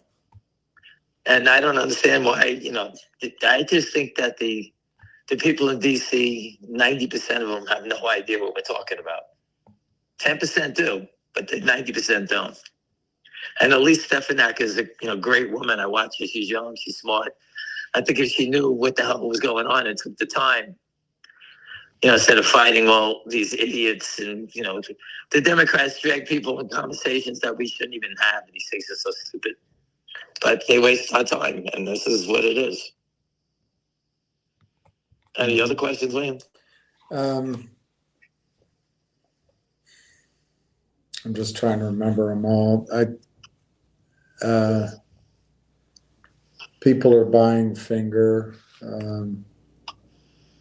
Listen, listen, whenever I'm bored or sitting in front of the TV, chasing the two puppies around, which is like 90% of my time, I put on The Big Short. Just watch it. Watch it in detail. Not the end when the whole put thing on stops. Hulk. No, I'm just kidding.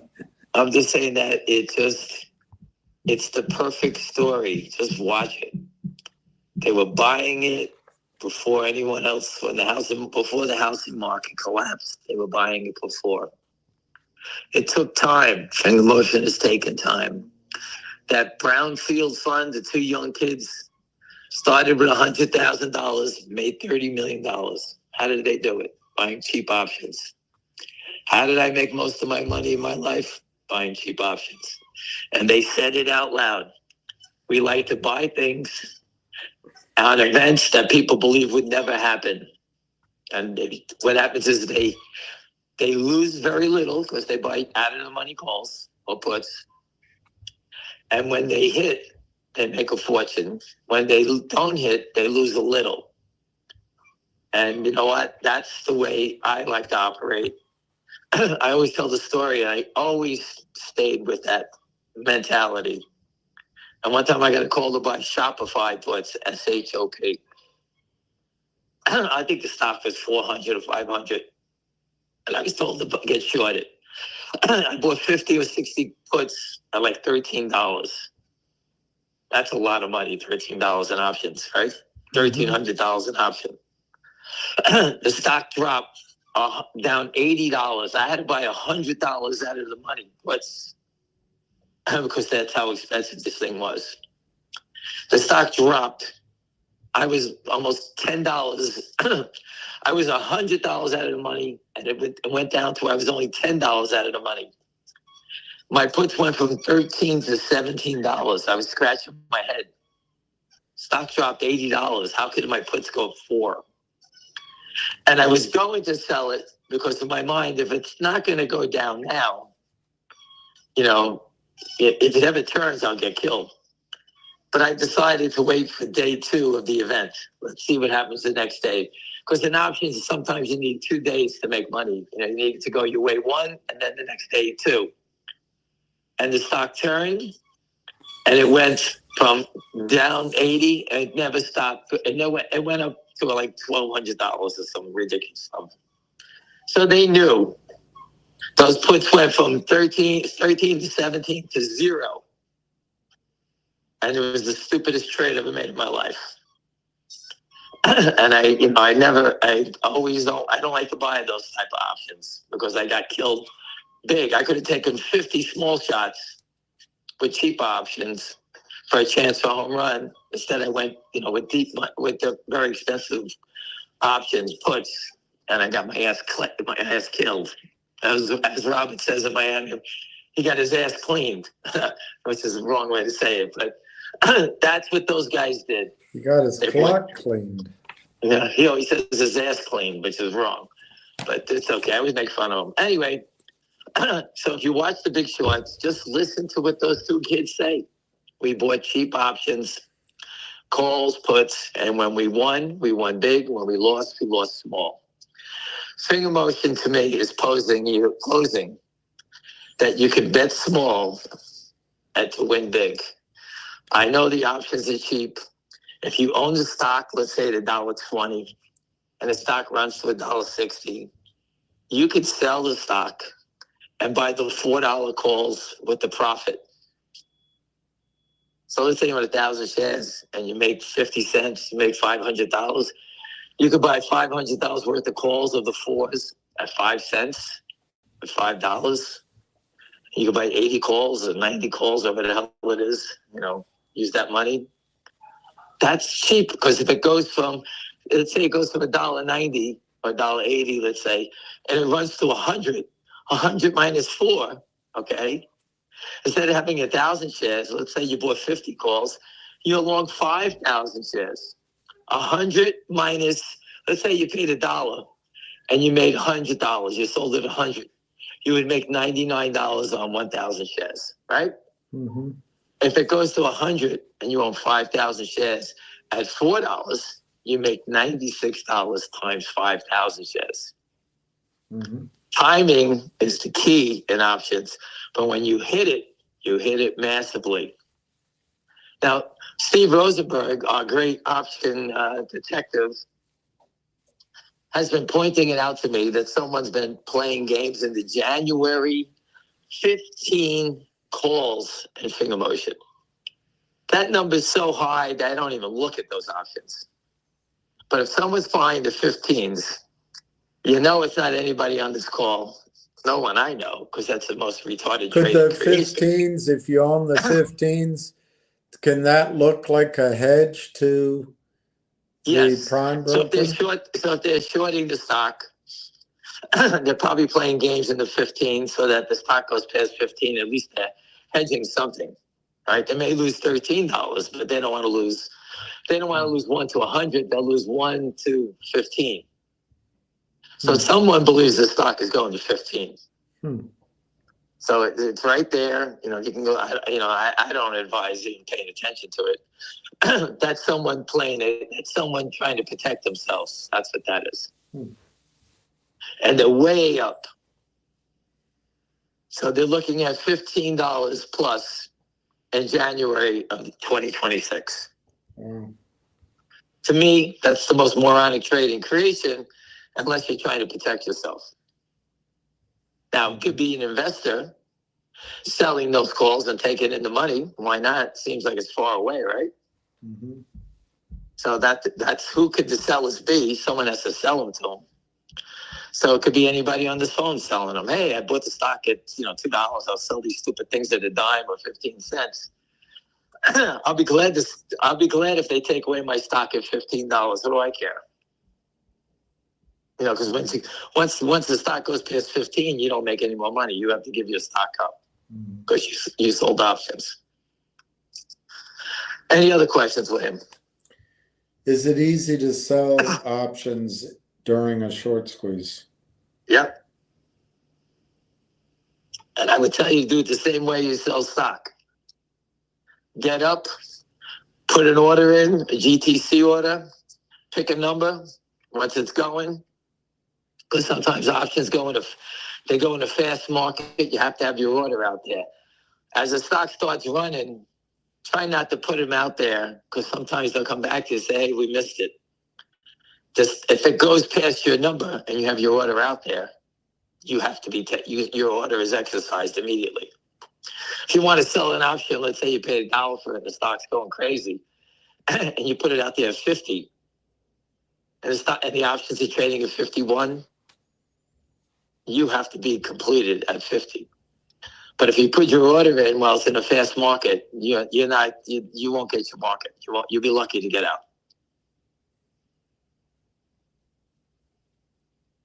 Yeah. They can always come back and say, hey, it was in a fast market, you missed it. But if your order's out there on the books, you have to be executed. Yeah. And that's the professional way. Whenever I buy options or buy anything, the first thing I do is put it out there for sale. That's the first thing I do. I can always cancel it, right? Let's say I buy something at $2 and the stock's running, and I put it out there at $4. And I determine, say, hey, you know what? The stock's $3.70 now. I have it out there at $4. You know what? I think it's going higher. Cancel it.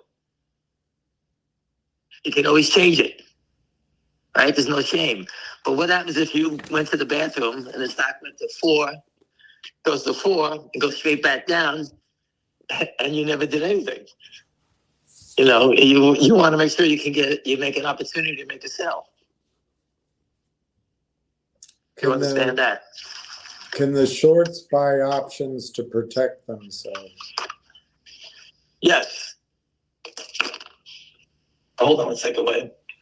The problem is someone has to sell it to them. Mm-hmm. And I've been telling you, people aren't selling, they're buying. So they're in a total, and that's why people say, well, you said this stock can go to $2,500. What are you, fucking retarded? You know, that's what people say to me all the time. And then I come back and tell them, this is the most educated group of investors because you are answering, I am answering questions. William answers questions for you every day. I don't do it well. You never get upset. What am I going to get upset about? Yeah. You know, listen, it's not easy. You know, it's a tough game. You know, listen, if everybody was making money every day, it'd be these calls would be wonderful. It'd be like having a party every day. But I'm playing not for a stock to go up $1. If you want to play stocks that are going up $1, you should go to one of these services that you pay and join, and you can go get wonderful stock picks every day. You know, they'll teach you how to trade. Yeah, you want to make $1? Go here, do this, do that. Simon says, do this. I don't want to do that. I'm looking for an opportunity. I'm looking for opportunities that can change your life. Like my friend, William, my friend at Oppenheimer, my friend at Roth Capital, his brother just passed away. He was 70 years old. He went to his daughter's house. He tripped, fell into a table, and broke his ribs. He went to the hospital, and the broken ribs punctured his lungs and some other organ. I forgot what he said. He went into surgery and died. What? Perfect condition. Guy was never sick. So life is short. You know, I wish the worst on the short sellers. They're criminals. They're they're trying to ruin everyone's life. They could kill us. But I think we got them, and I think I think everyone going to do quite well. And the reason that finger motion is so strong is because the fundamentals behind it are off the chart. I told you I wasn't happy about them raising money, but thank God they did, because now they can weather any storm in the financial markets because they have the capital. And on top of that, they have the business to back it up. And it's going from a startup type operation, where new business, where the business will start to mature soon, or start to, expand. Let's say like the the big data business we've been waiting for. Once that goes, insurance companies have to be perfect on picking a formula to figure out your policy. So what they're doing with finger motion is have to be perfect. Once Munich Re or Pacific Life Re starts selling policies, finger motion gets a piece of every policy forever, as long as that policy is intact. So imagine being the broker on a trade and get paid commission every year. And life insurance policies and all these type of policies in China, auto, whatever it is, they're in the beginning stages. It's not like in the U.S. And in the U.S., look how strong the insurance companies are all the time, right? Finger motion is to be part of the insurance world. How would you break up 1,000 shares for GTC orders? Well, if you pay 2, all right, that means you put 2,000 in. So pick some numbers, and you sell 500 shares to get back your money, or 3. You could probably sell 104, 106, 108, 110, and that should have all your money off the table. And maybe you have 600 left. You have no risk. You own 500, 600 shares, and let it go. And if you did that in GameStop, you would have made more money on 600 shares than 1,000 shares, because you would have sold the 600 at 200, 300, 400, 500, right? I told you I made the mistake. I sold it all at 118. It's a good mistake to make. Yeah, now after you sell it, Where is it everybody's trading sick. now? Oh, no, I'm talking about when it went. Um, I never look back at it. I just tried to fine tune the way you sell it. That's all. What do you think's happening with G-Bucks? I think G-Bucks has been getting attacked by ASCM. I follow it closely, and I think it's one of the shareholders from Boston, the gentleman that I met in the parking lot. He had said he sold some at 8.5, and he's been buying it all back in here. So he did something on his own. You know, again, this is not. We don't do everything together. He made a trade, and now he's buying back in, and he's going for the double dip. That's how these things work. Sometimes they go, pull back, and then they go. So he sold me my puny amount of shares at 8. Listen, me, my friends, we never sold any. I sit tight, not pay attention. I don't even pay attention.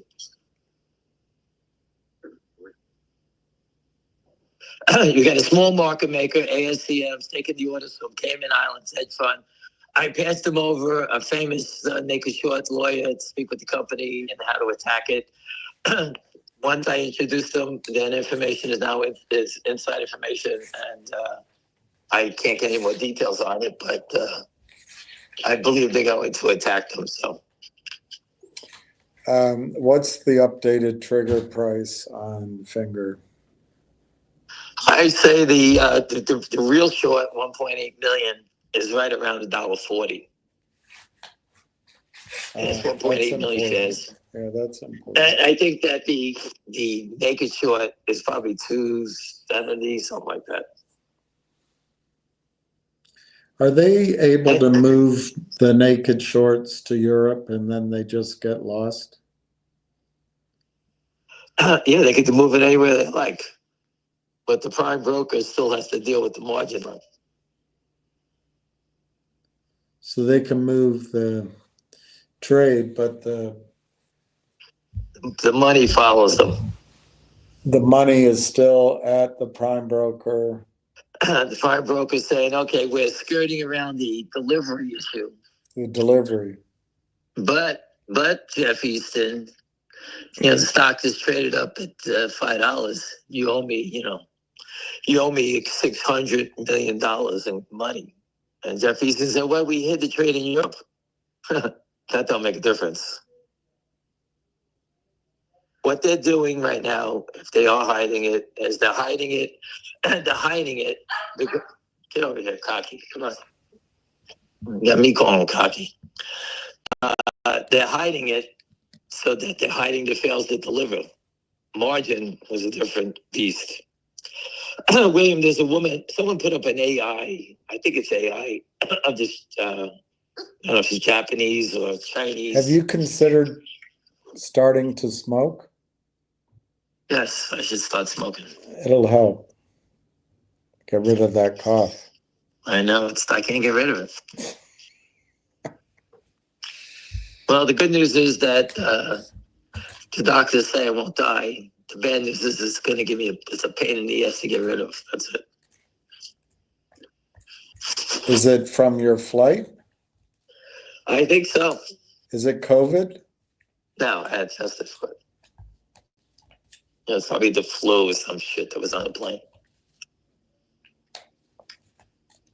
Yeah, planes they just recirculate that air. Ooh. Actually, when I flew back, they had the air conditioning on. The plane was like the North Pole. It was like they were flying with the windows open. Some of them air in. Yeah. Oh my God, it was freezing. People were taking clothes out of their carry-ons to put on. It was so cold. No wonder they were freezing. They were taking their clothes off. Any other questions? Which stock has momentum right now, G-Bucks or Finger? Well, G-Bucks, they've been selling it down, trying to break it down, but they can't do it. There's people that are buying it, that are accumulating it. So it's a different position. Mhm. Finger motion looks like it's ready to explode.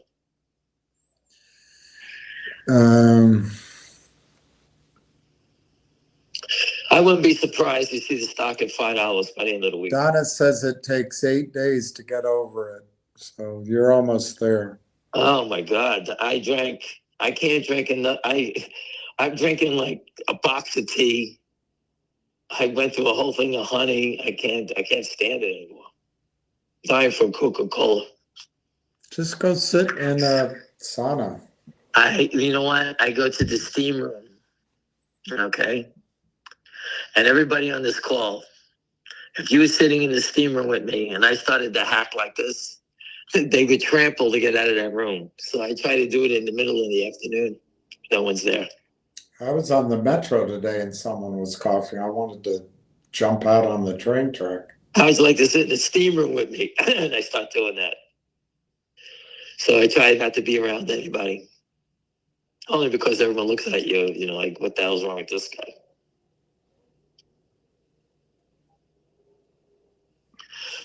Come on, people. I need to get back into this. Ask the questions. Let's go. There are no more questions. All right, so I'll just recap for you, then we'll end it. All right, William? Yeah. So I just took my medicine at 6 o'clock. I'm only kidding. The recap. Finger motion. There was a Roth Capital meeting. The CEO met with shareholders.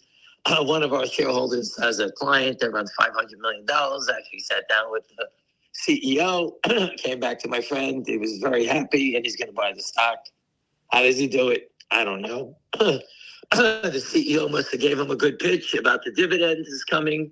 The CEO gave him ideas about the data business, that the emergency response business. People, that's how Wall Street goes. CEOs sit down, tell people their business. Money managers, if he's good, he can actually get the CEO to make a mistake and give him some, you know, an edge either way.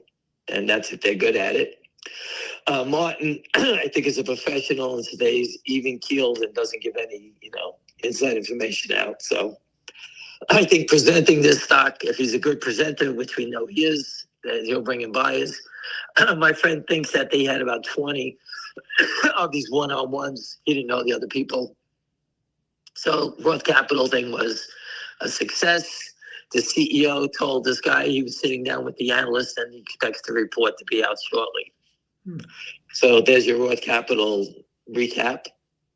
The naked short selling front, if there's 250 million shares naked short, that means we have 250 million more longs than there should be. Kodak, for example, has 1 billion the last time I checked. Now, they could have covered some because I don't watch it 24/7. But let's say it's 500 million. That's going to be a nice play once they fold there. I've been talking about that one for a long time. I talked about Root. Root was slaughtered. Shorts got, the company came out with some good news, changed the game, fundamentals, and now the shorts are panicking. They paid up to 155 today. So when they do turn, that's how it looks. Imagine owning Root and you paid 7 for it, and you sold it at 25, and you were high-fiving everybody. And you had 1,000 shares. Imagine just if you sold 500 and you held on to 500, where you would be. That's what I'm trying to tell you about, education. If you understand the game, you'll let the stocks. The most important thing here for everybody, and we all do it wrong. Everybody does it wrong. We sell our winners too soon, and we hold on to our losers way too long. And the reason we do it is because we're not educated enough. And the way to do it, to protect yourself, is to sell small amounts on the way up. And this way your money's off the table and you can think with a clear head, saying, wow, I had 1,000 shares. Now I own 700. I sold 300 and I have my whole investment off the table.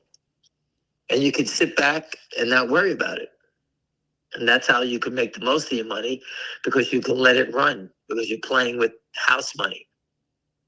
And you say, wow, my 700 shares, I can go out there and buy a brand new, Tahoe or something like that for $50,000 or $60,000. You can sit there and say, I'm going to sell it and go buy the car. There you go. Congratulations. That's how you win.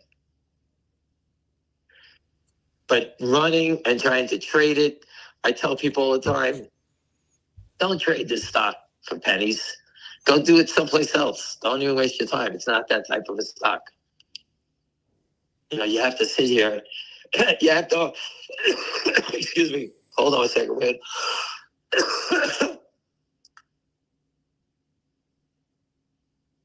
I wanted to take a picture of the dogs. They were sleeping together with their heads together. But you have to have the education and you understand how it works. And that's how you make the most of the money.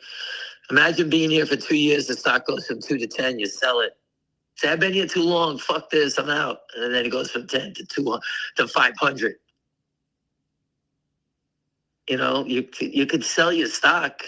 There's no reason you don't have to hold on to it. Maybe turn around, sell your stock and buy the $15 calls at 30 cents. You make 10,000, maybe put 2,000 back in options, and so you can play the upside. We all know the number's 250 million. If we were wrong with our number, okay, we had the truck at the door of the SEC.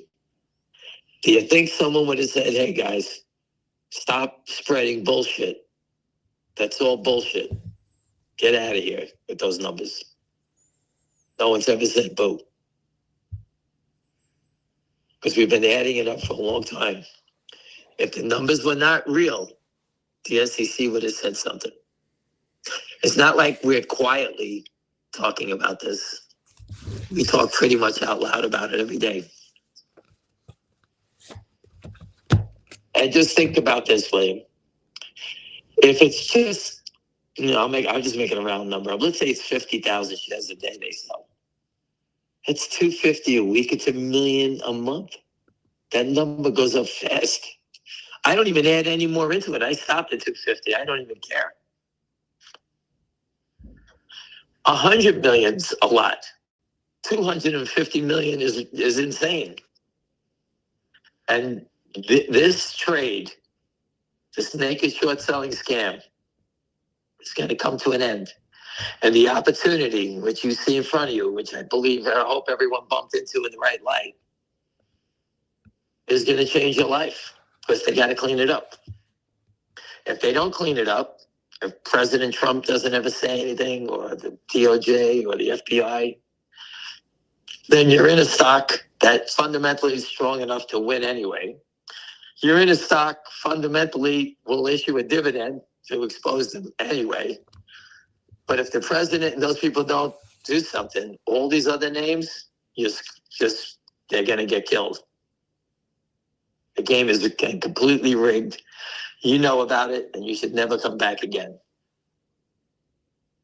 But if you can find a company like FingerMotion that's actually way more advanced than all these other companies. Kodak should be out here doing a dividend.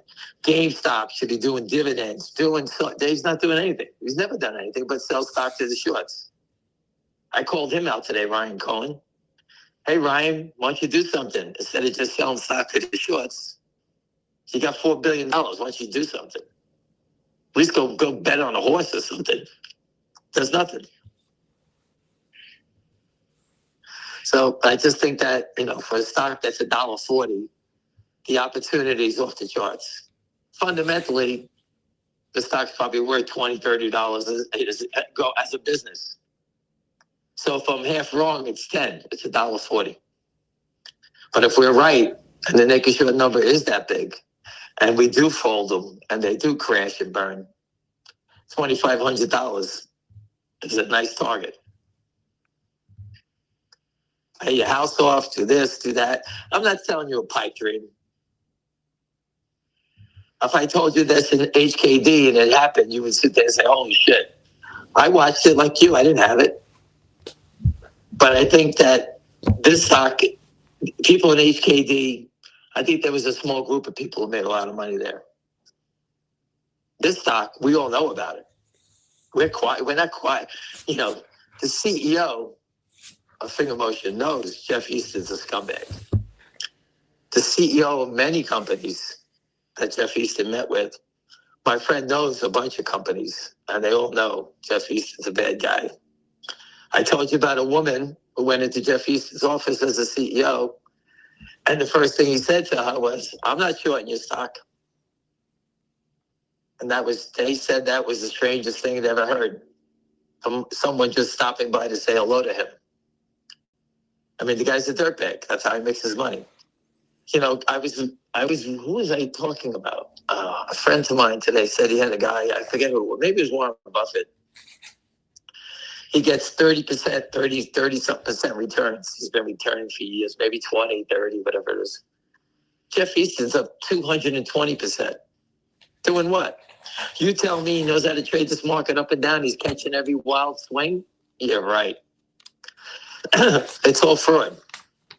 And the only reason we know he's up 220% because his partner in Australia, the guy Hancock, was nice enough to go brag in a newspaper in Australia.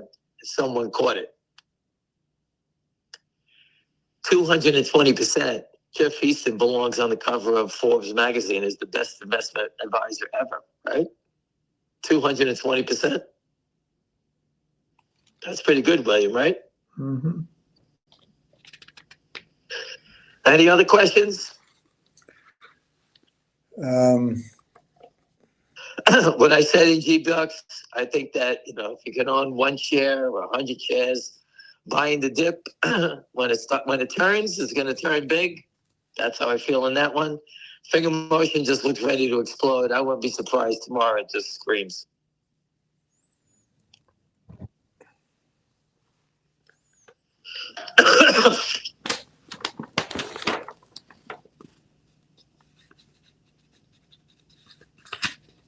What else we got, Wade? Nothing particularly that you're going to find. Well, come on. I'm here. I'm not. Do you think Donald Trump is crashing the market on purpose?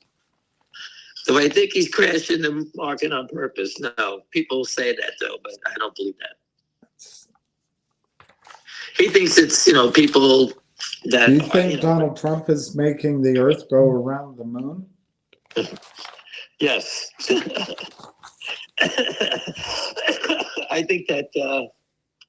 I think there's people that big money managers around the globe are pissed off at whatever Trump is doing, and they sent the message trying to knock it down.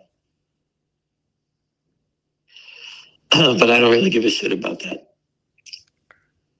The market's been overbought for a long time, so it's due for a pullback. So is the fund keeping the price of finger low while they accumulate? No. Listen, I worked orders like this. This is a tough order to fill without moving the stock. I told you before, the stock was $1.15. At $1.20, they put up a big fight. At $1.30, they put up a big fight, right? Now, all of a sudden, we're $1.40, and the selling is stopped. So the buyer has to determine now, do I move it up higher to see if I find any sellers? Or does he stand here and continue to watch it?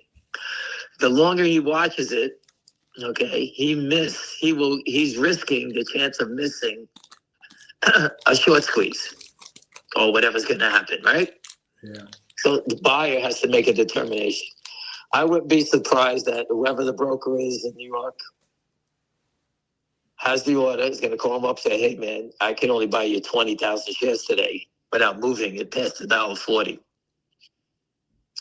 And the fund's going to say, thank you. And tomorrow morning, they may call up and say, hey, buy 3 million shares and use the $3 top. In which case, tomorrow, the stock could be 2. And start to move, because now I got a different parameter on my order. You know, the order's changed. The limit has changed. And that's how it worked when I did it. I would call my client back, say, hey, you gave me $2 million to buy. You told me to use the $1.40 top. I can only buy 20,000 shares. And the money manager will say, okay, thank you. And they call me the next day and say, hey, do me a favor, make it, you know, let's raise it to 2. And then I take it to 2, and then I say, okay, I bought, $1 million. We still got another $1 million to go. And now it's 205. You're going to say, hey, you know what? Raise it to 3. Buy the other 1 million shares. Get it. because now his average price, he bought some at $1.20, $1.02, and at $3. His average is probably what, 2, and now he has 3 million shares. You know, I always tell people, buy them when they don't want them, because when they come for them, it's going to be impossible to buy it. When this stock starts to go, you won't get a chance to buy it. Just go look at Root. I said it every day. I showed it to you. And it was just the other day, it was down to $93. It went to $155.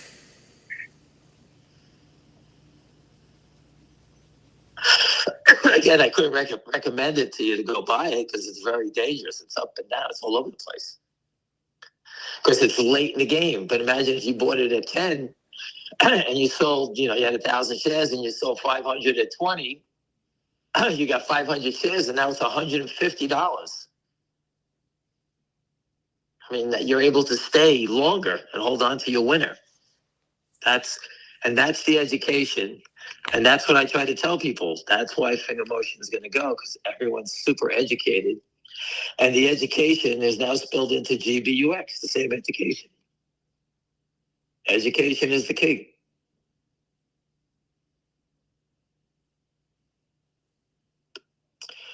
Anything else, William, before I go drink another goddamn cup of tea?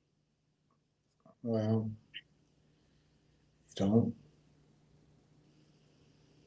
Yeah. Okay. No, nothing else. All right, everybody. Have a good night. Hopefully I can sleep and we'll be around tomorrow. All right. I hope you feel better. Bye. Thank you.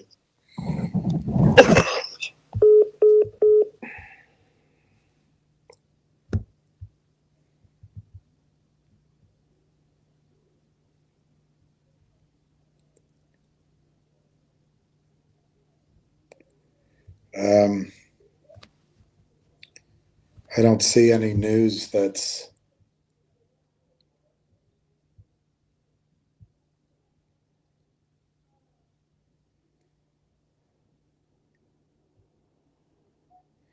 President Trump announces he will release 80,000 JFK assassination files tomorrow. Man, wouldn't that be fun to have something else to talk about?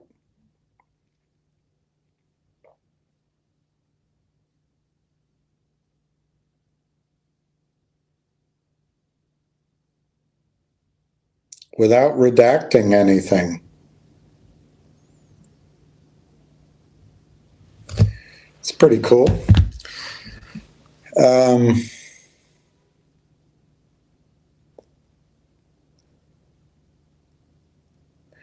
right. I'm at the end of what I can do.